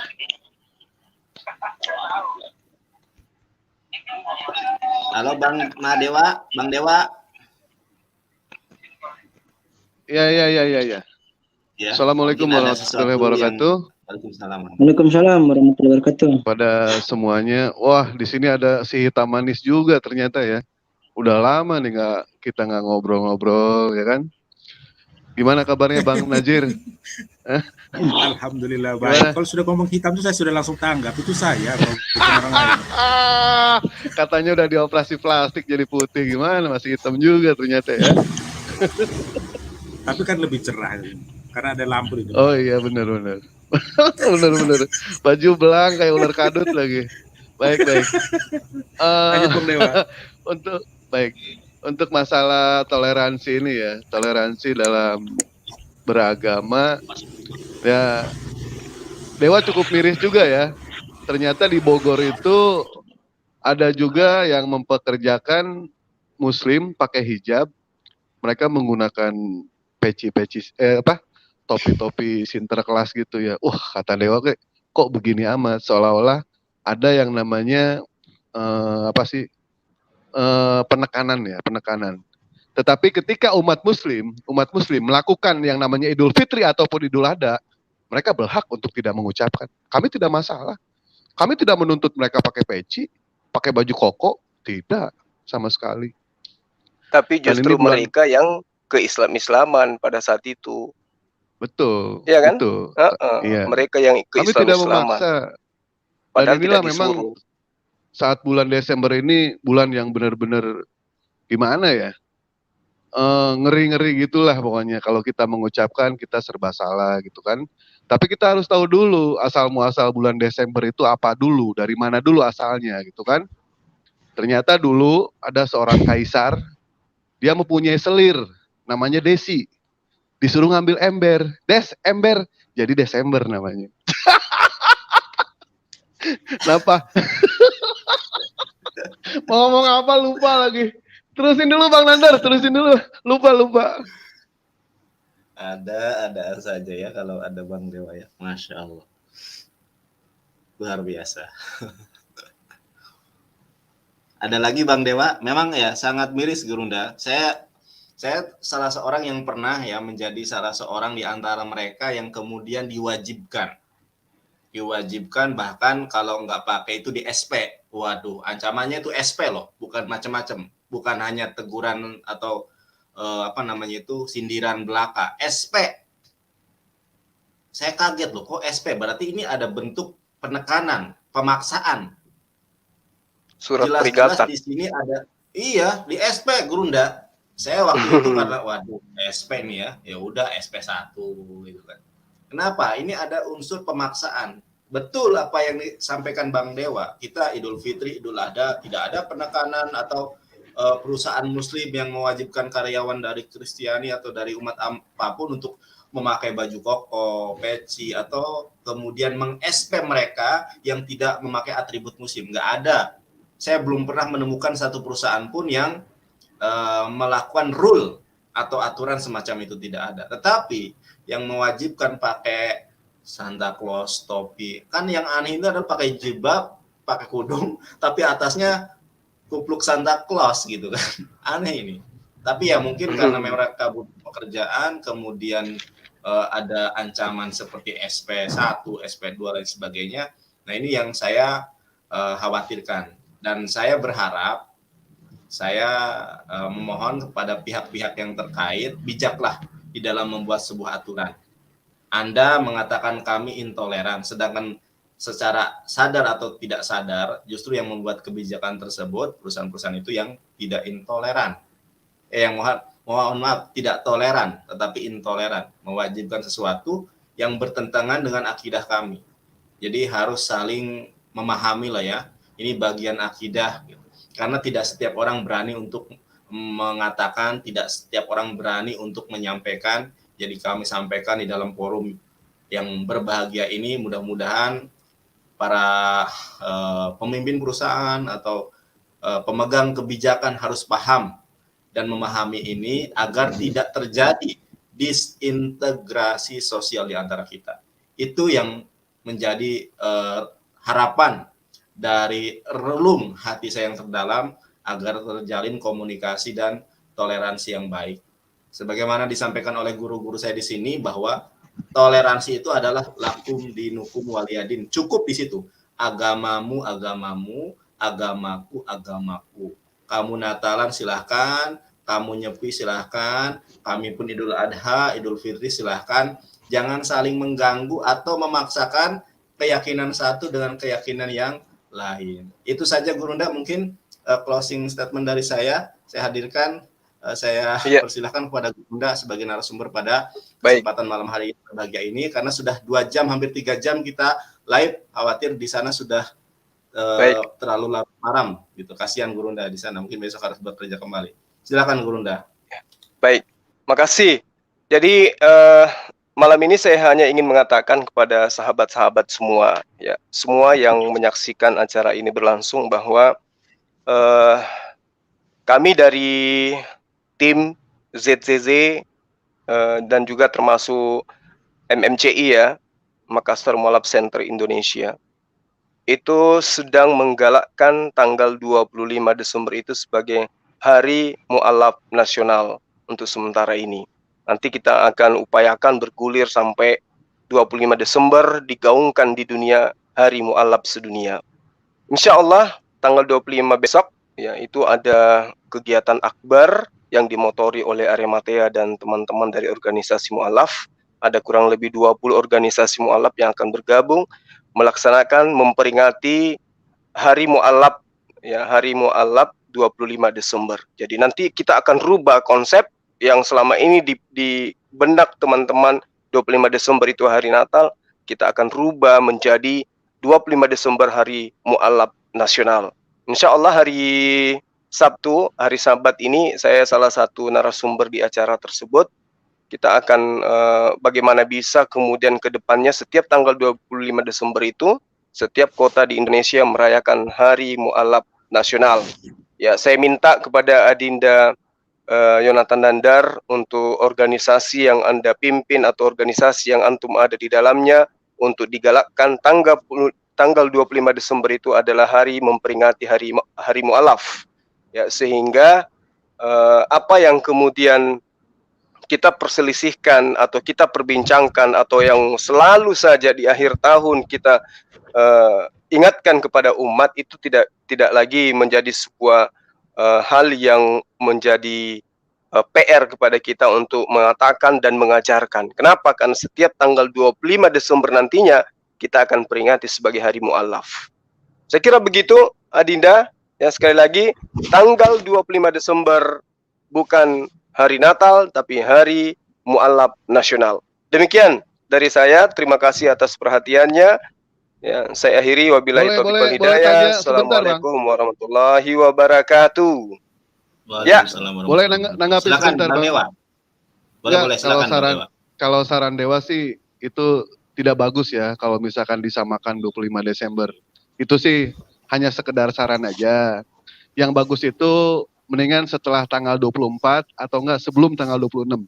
Itu jauh lebih bagus, Bang. Makasih banyak. Ya, setuju. Nanti saya tanya panitia supaya dirubah aja ya. Sebelum tanggal 26 dan sesudah tanggal 25. Oke, sip. Setuju, Bang. 24. Iya, sebelum tanggal 24. Oke, setuju. Mantap sekali. Agar digaungkan semua. Teman-teman, sedikit. Agar teman-teman di live chat, di sosial media antum semua, di Facebook, di WA, di Instagram tulis 25 Desember adalah Hari Mualaf Nasional. Demikian. Oke, Guru Nda, saya boleh tambahkan sedikit? Silakan. Guru Nda. Iya, silakan Bang. Bang Nasir, silakan. Saya hanya mau satu pernyataan saja. Cuman takbir. Allahu Akbar. Bang Nasir, suaranya kecil banget ya, Bang Nasir. Allahu Akbar.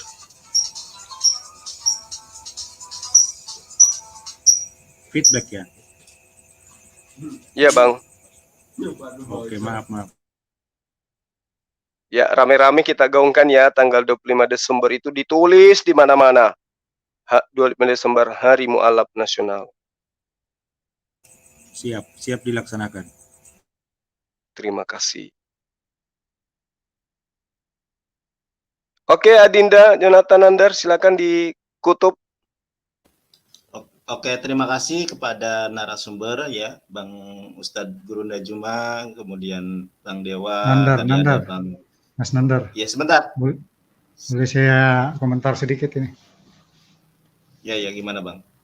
Iya, itu kan tadi saya dengar mulai dari awal itu kasak kusuk mengenai tanggal 25 Desember gitu ya. Betul kan? Ya, silakan Bang. Iya. Pengetahuan saya mulai dari zaman dulu sampai sekarang, umat Kristen tidak pernah mempermasalahkan masalah tanggal itu. Tidak pernah meributkan masalah tanggal itu. Malah umat Islam yang malah ribut mempermasalahkan tanggal 25 Desember. Satu ayat, boleh kamu buka dulu, minta tolong, Nandar. Lukas 2 ayat 11. Ini minta tolong. Memang tidak ada satupun ayat yang mengatakan tanggal 25 Desember itu Natal di dalam Alkitab. Ya. Boleh saya minta tolong dibukakan ayatnya? Oke, sebentar. Oke, sebentar ya. Lukas 2 ayat 11. Ayat 11.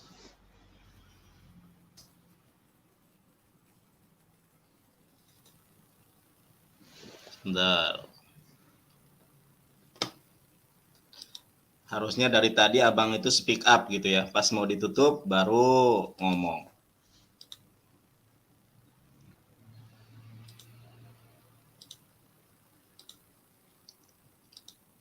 Saya pribadi Apa yang adalah mau dikatakan mengenai ayat ini? ya sebelum itu ya, saya pribadi lebih memahami bahwa masalah tanggal perayaan 25 Desember itu sudah final dari ahli-ahli sejarah gereja, mulai bapak-bapak gereja mulai dari awal. Jadi menurut saya itu tidak perlu lagi dipermasalahkan. Yang dari ayat itu yang mau saya bacakan ya, Mas Nadar. Ya silakan Pak, silakan Pak. Hari Jangan ini ragu, Pak. telah lahir bagimu juru selamat, yaitu Kristus Tuhan di kota Daud.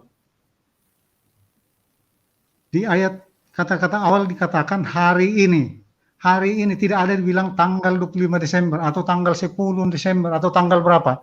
Yang jelas hari ini dikatakan. Intinya di situ adalah hari ini, hari apapun itu, kita boleh, umat Kristen boleh merayakan setiap saat hari kelahiran Yesus Kristus sebagai juru selamat. Tanpa memandang tanggal A, tanggal 2, tanggal berapa. Yang penting kita bersuka cita karena kelahiran Yesus Kristus. Terima kasih, itu aja tanggapan dari saya buat semuanya. Shalom untuk semua. Ya, terima kasih tanggapannya Pak siapa ini Pak Naham ya. Gurunda Juma mau menanggapi sedikit atau disudahi saja atau kita tanggapi sedikit Bang, sedikit. Silakan Gurunda. Silakan. Iya, tadi ayat yang dibawa oleh saudara kita itu adalah Lukas ya. Bahwa pada hari ini telah lahir ya bagi kita di situ dalam arti kata orang-orang Kristen Tuhan di kota Daud. Berarti yang lahir ini adalah Tuhan. Saya coba untuk sedikit menyikapi ini dengan netral. Yang lahir ini katanya adalah Tuhan. Berarti kalau Tuhan bukan anak manusia, karena dia adalah Tuhan di kota Daud. Kekuatan inilah kemudian, pesan inilah yang memiliki kekuatan roh yang menyebabkan banyak orang kemudian menyembah manusia bernama Yesus. Karena kenapa? Telah lahir Tuhan di kota Daud. Nah, sekarang secara analisa sederhana, di dalam 2 Yohanes 1 nomor 7, apa yang diterangkan? Banyak penyesat telah muncul dan pergi ke seluruh dunia yang tidak mengaku. Ya. Sebentar. Kalau boleh nggak usah melebar, kita permasalahkan tadi masalah tanggalnya aja. Tunggu Bang, saya akan melebar kemana-mana biar. Saya akan kembali ke situ. Soalnya kamu melebar ke sana kemari itu enggak etis. Kalau kita memasalahkan masalah tanggalnya ini, menurut Tunggu bang, sabar. Hari ini dikatakan hari ini, bukan tanggal A, tanggal 25. Oke. Jadi kita fokus saja bahas masalah tanggal itu. Sabar bang. Iya kan? Saya akan kembali. Kamu itu kebiasaan kamu, saya perhatikan melebar ke sana kemari. Anda tidak punya hak untuk ngatur-ngatur saya. Oke, selama saya berdebat nggak bisa mengatur saya. Saya tidak punya kewajiban untuk mendengarkan saudara. Oke? Jangan kayak anak kecil. Tenang. Atur napas. Sip, Babami. Oke? Babami masih. Oke. Nah, di dalam dua Anda tadi. Janganlah kayak gitu Bang Juma ngomong masa. Tapi abang masa kayak gitu ngomong. Bagus lah, janganlah seperti itu. Kenapa rupanya Bang? Silakan Ustadz Juma, Gurunda Juma. Jangan di-kick. Jangan dulu. Tampilkan orang yang tadi. Ya. Oke. Tenang ya Bang ya, tenang. Iya, Oke, tenang, kita sabar, tenang. sabar. Artinya harus memilih kata-kata. Kalau orang yang sebagai pengajar itu harus memilih kata-kata. Tadi nggak pantas itu, Bang. Kalau di Medan abang bilang kayak gitu langsung Oke, sorry. langsung. Iya, ya, Maaf, oke, lanjut, Bang. Lanjut. Oke, karena lanjut, Bang. kita Lanjut, punya Bang, kultur lanjut. beda. Oke, Oke, sip. lanjut. Nah, sekarang tadi diakui yang lahir itu adalah Tuhan, betul? Tuhan yang diakui lahir di kota Daud. Sekarang kitab Anda sendiri mengatakan antikristus itu adalah mereka yang tidak mengakui bahwa Yesus itu datang sebagai manusia. Harusnya yang lahir di kota Daud itu anak manusia, bukan Tuhan di kota Daud. Nah, ini celaka nih. Kenapa kemudian orang Kristen, orang Islam kemudian menggunakan data di dalam kitab Anda mengatakan antikristus itu sebenarnya adalah Kristen itu sendiri. Ini buktinya 2 Yohanes 1 nomor 7. Antikristus itu adalah mereka yang tidak mengakui Yesus itu datang sebagai manusia. Nah, sekarang Anda mengaku Yesus itu datang sebagai Tuhan. Dialah Tuhan itu sendiri. Sementara Yesus mengajarkan kepada Bani Israel, mukjizat apapun yang dilakukan di tengah Bani Israel, itu hanya untuk menunjukkan kepada mereka bahwa aku Yesus adalah utusan Tuhan. Jadi kalau dikatakan Lukas 1 nomor 11, lahir di kota Daud, Tuhan di kota Daud. Berarti yang lahir itu adalah Tuhan. Berarti antum semua teman Kristen harus mengimani Yesus itu adalah Tuhan. Padahal 2 Yohanes 1 nomor 7 jelas dikatakan, yang antikristus adalah yang tidak mengimani Yesus datang sebagai manusia. Harus diimani Yesus itu manusia. Itu poinnya. Kemudian telah lahir di kota Daud, tidak ditentukan tanggalnya. Oke, karena itulah kenapa diperingati tanggal 25. Kalau memang tidak ditentukan tanggalnya. Dan ingat sahabat sekalian, saya bersama dengan adinda saya Yonatan Nandar, ini saya tujukan kepada umat Islam. Fenomena yang kita lihat sekarang, umat Islam itu justru lebih banyak yang mengucapkan Natal, melanggar etika di dalam kitab suci mereka. Kami sebagai orang yang memiliki kewajiban untuk mengingatkan, datang untuk memperingati mereka. Jangan katakan itu, karena orang Kristen tidak butuh. Saudara Kristen kita nggak butuh. Tidak perlu. Yesus tetap aja mereka imani Tuhan, tidak berkurang sedikit pun kalau Anda tidak mengucapkan kata Natal. Tapi akidah Anda kemudian menyalahi kaidah gitu loh. Itu yang sahabat perlu pahami. Jadi tidak ada penekanan, pelarangan kepada sahabat Kristen untuk merayakan Natal. Silahkan. Bahkan saya dengan teman-teman Kristen di kantor memberikan cuti. Ya saya sementara cuti loh ini. Sementara cuti. Tapi karena banyak staf yang Kristen yang mau cuti, kedua, saya masuk ke kantor, mampir kantor tanda tangan. Hanya untuk membuat mereka beribadah sesuai dengan keyakinan. Jadi tidak ada larangan. Tidak ada larangan itu bahwa umat Islam melarang kalian Natal. Silakan, ya, silakan Anda Natal. Kita jaga kita jaga kondisi negara kita tetap adil, tetap nyaman. Kita beribadah sesuai dengan keyakinan kita masing-masing. Demikian, terima kasih. Terima kasih. Terima kasih. Ya, sangat jelas ya. Sangat mencerahkannya, sangat jelas apa yang Ya, disampaikan sangat jelas. itu tadi. Dan kita juga Ya. mendukung itu, Bang. Saya lah secara pribadi mendukung juga itu tanggal 25 tadi, hari apa tadi? Hari Mualaf. ya, kita dukung juga itu. Tapi jangan berubah-ubah. Jangan berubah ya, karena hari-hari besar kalau bisa jangan berubah-ubah, karena ada pengalaman saya. Tapi minta bukti lagi nih kayak mana. Ada ginilah, aku hanya bercerita saja. Aku ada pengalaman saya, ada 2 keluarga meninggalkan keyakinannya karena hari raya itu tidak jadi waktu itu. Udah masak lontong kan pagi-pagi, rupanya nggak jadi hari raya, nggak datang bulan katanya, entah apalah. Jadi jangan berubah-ubah lah. Sudah ada ya tanggal 2 Desember sudah ada hari Ahok, tanggal 25 sudah ada hari Mualaf. Jadi saya dukung juga. Itu dari saya. Terima kasih. Adinda Yonatan boleh sedikit Boleh, Gurunda. Boleh, Gurunda. Boleh. Silakan. Oke, jadi yang terkait dengan yang saudara sebutkan barusan, bukan pernyataan saudara yang harus dijadikan sebagai acuan dalam beragama. Orang Yahudi itu mengacu kepada kitab mereka. Di dalam Kejadian 1:14, berfirmanlah Tuhan, jadilah benda-benda penerang pada cakrawala untuk memisahkan siang dan malam.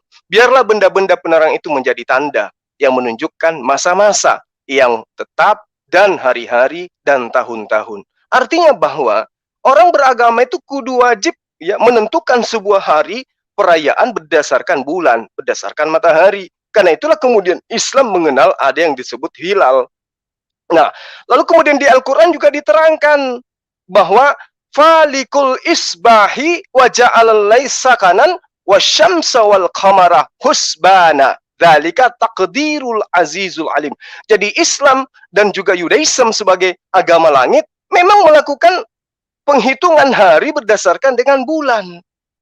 Jadi tidak bisa kemudian sahabat saya ini mengatur-ngatur gitu. Yas'alunaka anil ahilla kul hiya mawaqitu linnas. Mereka bertanya kepada Muhammad tentang bulan sabit. Katakan kepada mereka, itu adalah petunjuk waktu bagi manusia.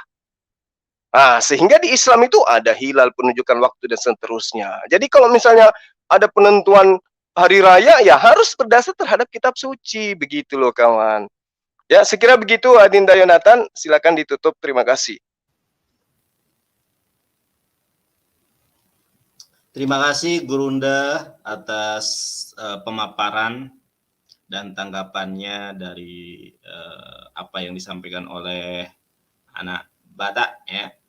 Dan mudah-mudahan tetap terjalin toleransi di antara kita.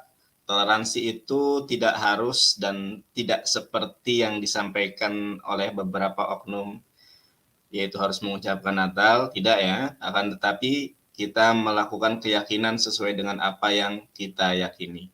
Ingat, kajian ini adalah kajian edukasi, kajian ilmiah yang disampaikan sebagai bentuk kecintaan kami kepada sesama orang yang percaya, orang beriman. Karena di dalam sebuah hadis dikatakan, la yu'minu ahadukum hatta yuhibbu li ahihi wa yuhibbu li nafsihi. Tidak beriman salah seorang di antara kalian sehingga mencintai saudaranya sebagaimana dia mencintai dirinya sendiri. Bentuk kecintaan kita kepada saudara kita adalah memperingatkan, memberikan informasi, pengajaran bahwa apa yang mereka lakukan tidak sejalan dengan akidah, tidak sejalan dengan ajaran Islam, baik berdasarkan Al-Quran maupun As-Sunnah.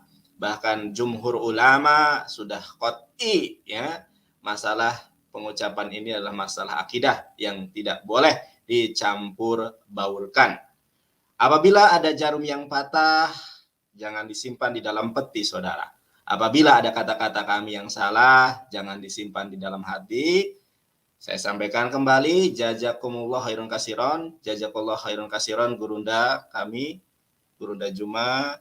Terima kasih yang telah hadir, Bang Muhammad Nasir, anak Batak, dan teman-teman yang hadir. Pada kesempatan malam hari yang berbahagia ini, dimanapun saudara berada, dan yang di live chat saya sampaikan juga terima kasih teman-teman semua berada. Kita tutup dengan doa kafaratul majlis. Subhanakallahumma wa bihamdika asyhadu an la ilaha illa anta astaghfiruka wa atubu ilaik. Assalamualaikum warahmatullahi wabarakatuh.